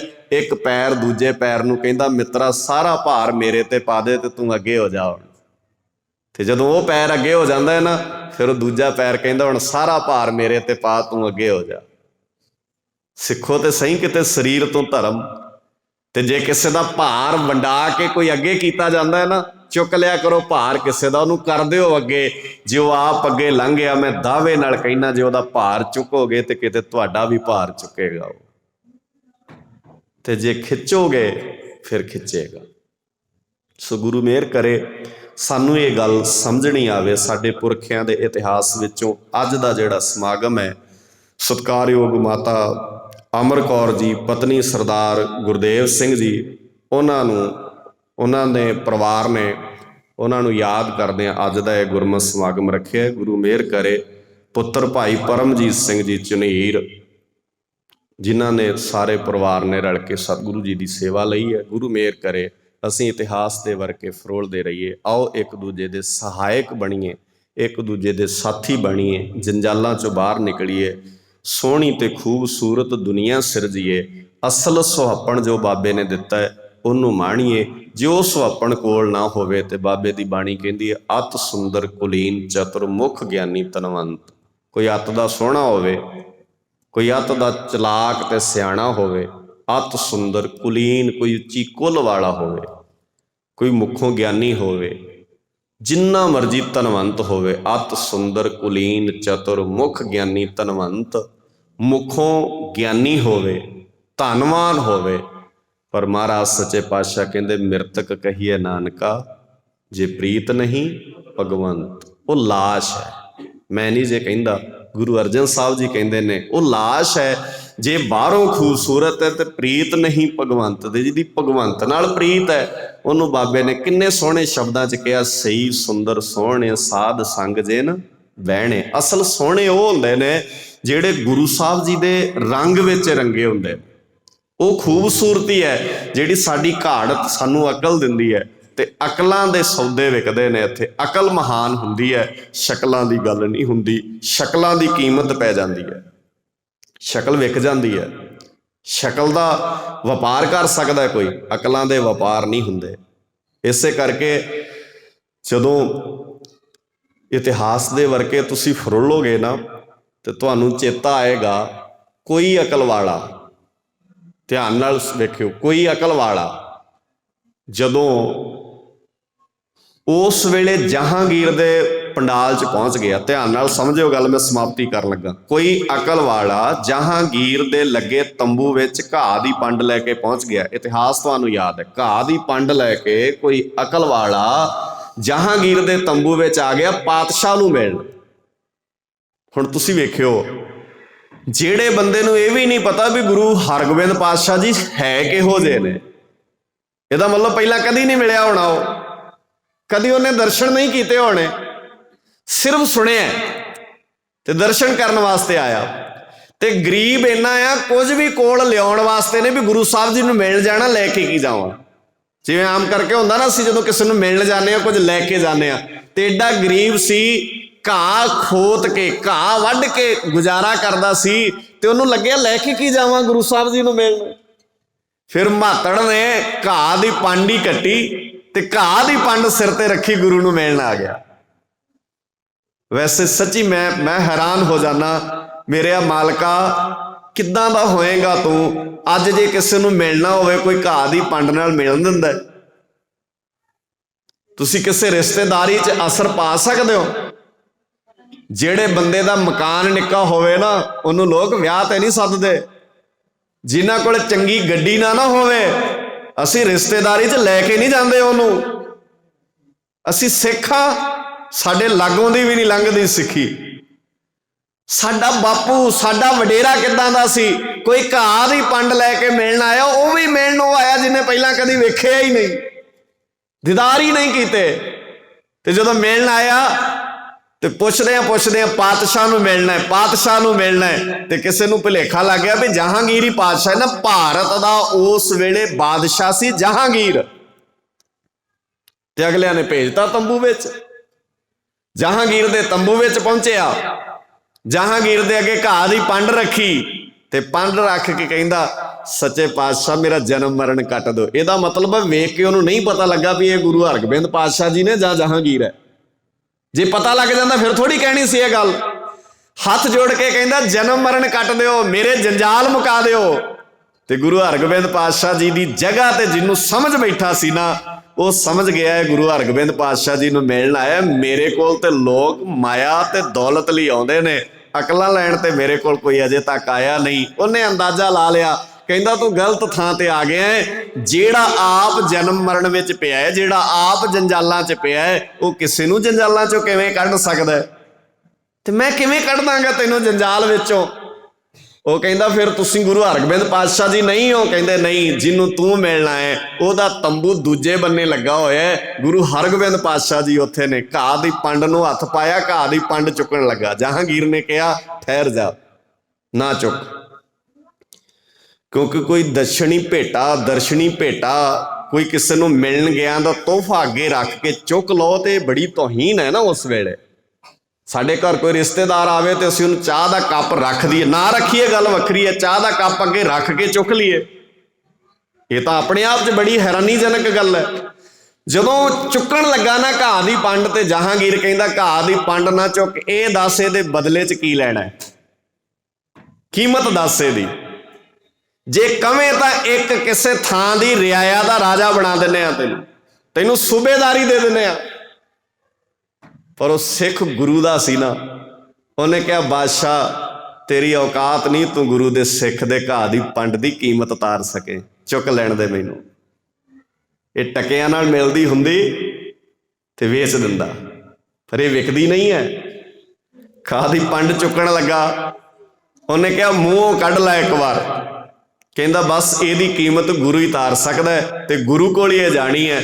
ਬਾਦਸ਼ਾਹ ਤੂੰ ਬਾਦਸ਼ਾਹ ਹੋਏਗਾ ਆਪਣੇ ਘਰ ਵਿੱਚ, ਪਰ ਤੇਰੀ ਇੰਨੀ ਔਕਾਤ ਨਹੀਂ ਹੈ ਤੂੰ ਇੱਕ ਗੁਰੂ ਦੇ ਸਿੱਖ ਦੀ ਕੀਮਤ ਪਾ ਲਵੇਂ। ਇਹ ਮੈਂ ਗੱਲ ਤੁਹਾਨੂੰ 350 ਸਾਲ ਪੁਰਾਣੀ ਸੁਣਾ ਰਿਹਾ। 350 ਸਾਲ ਬੀਤ ਗਿਆ ਇਸ ਗੱਲ ਨੂੰ।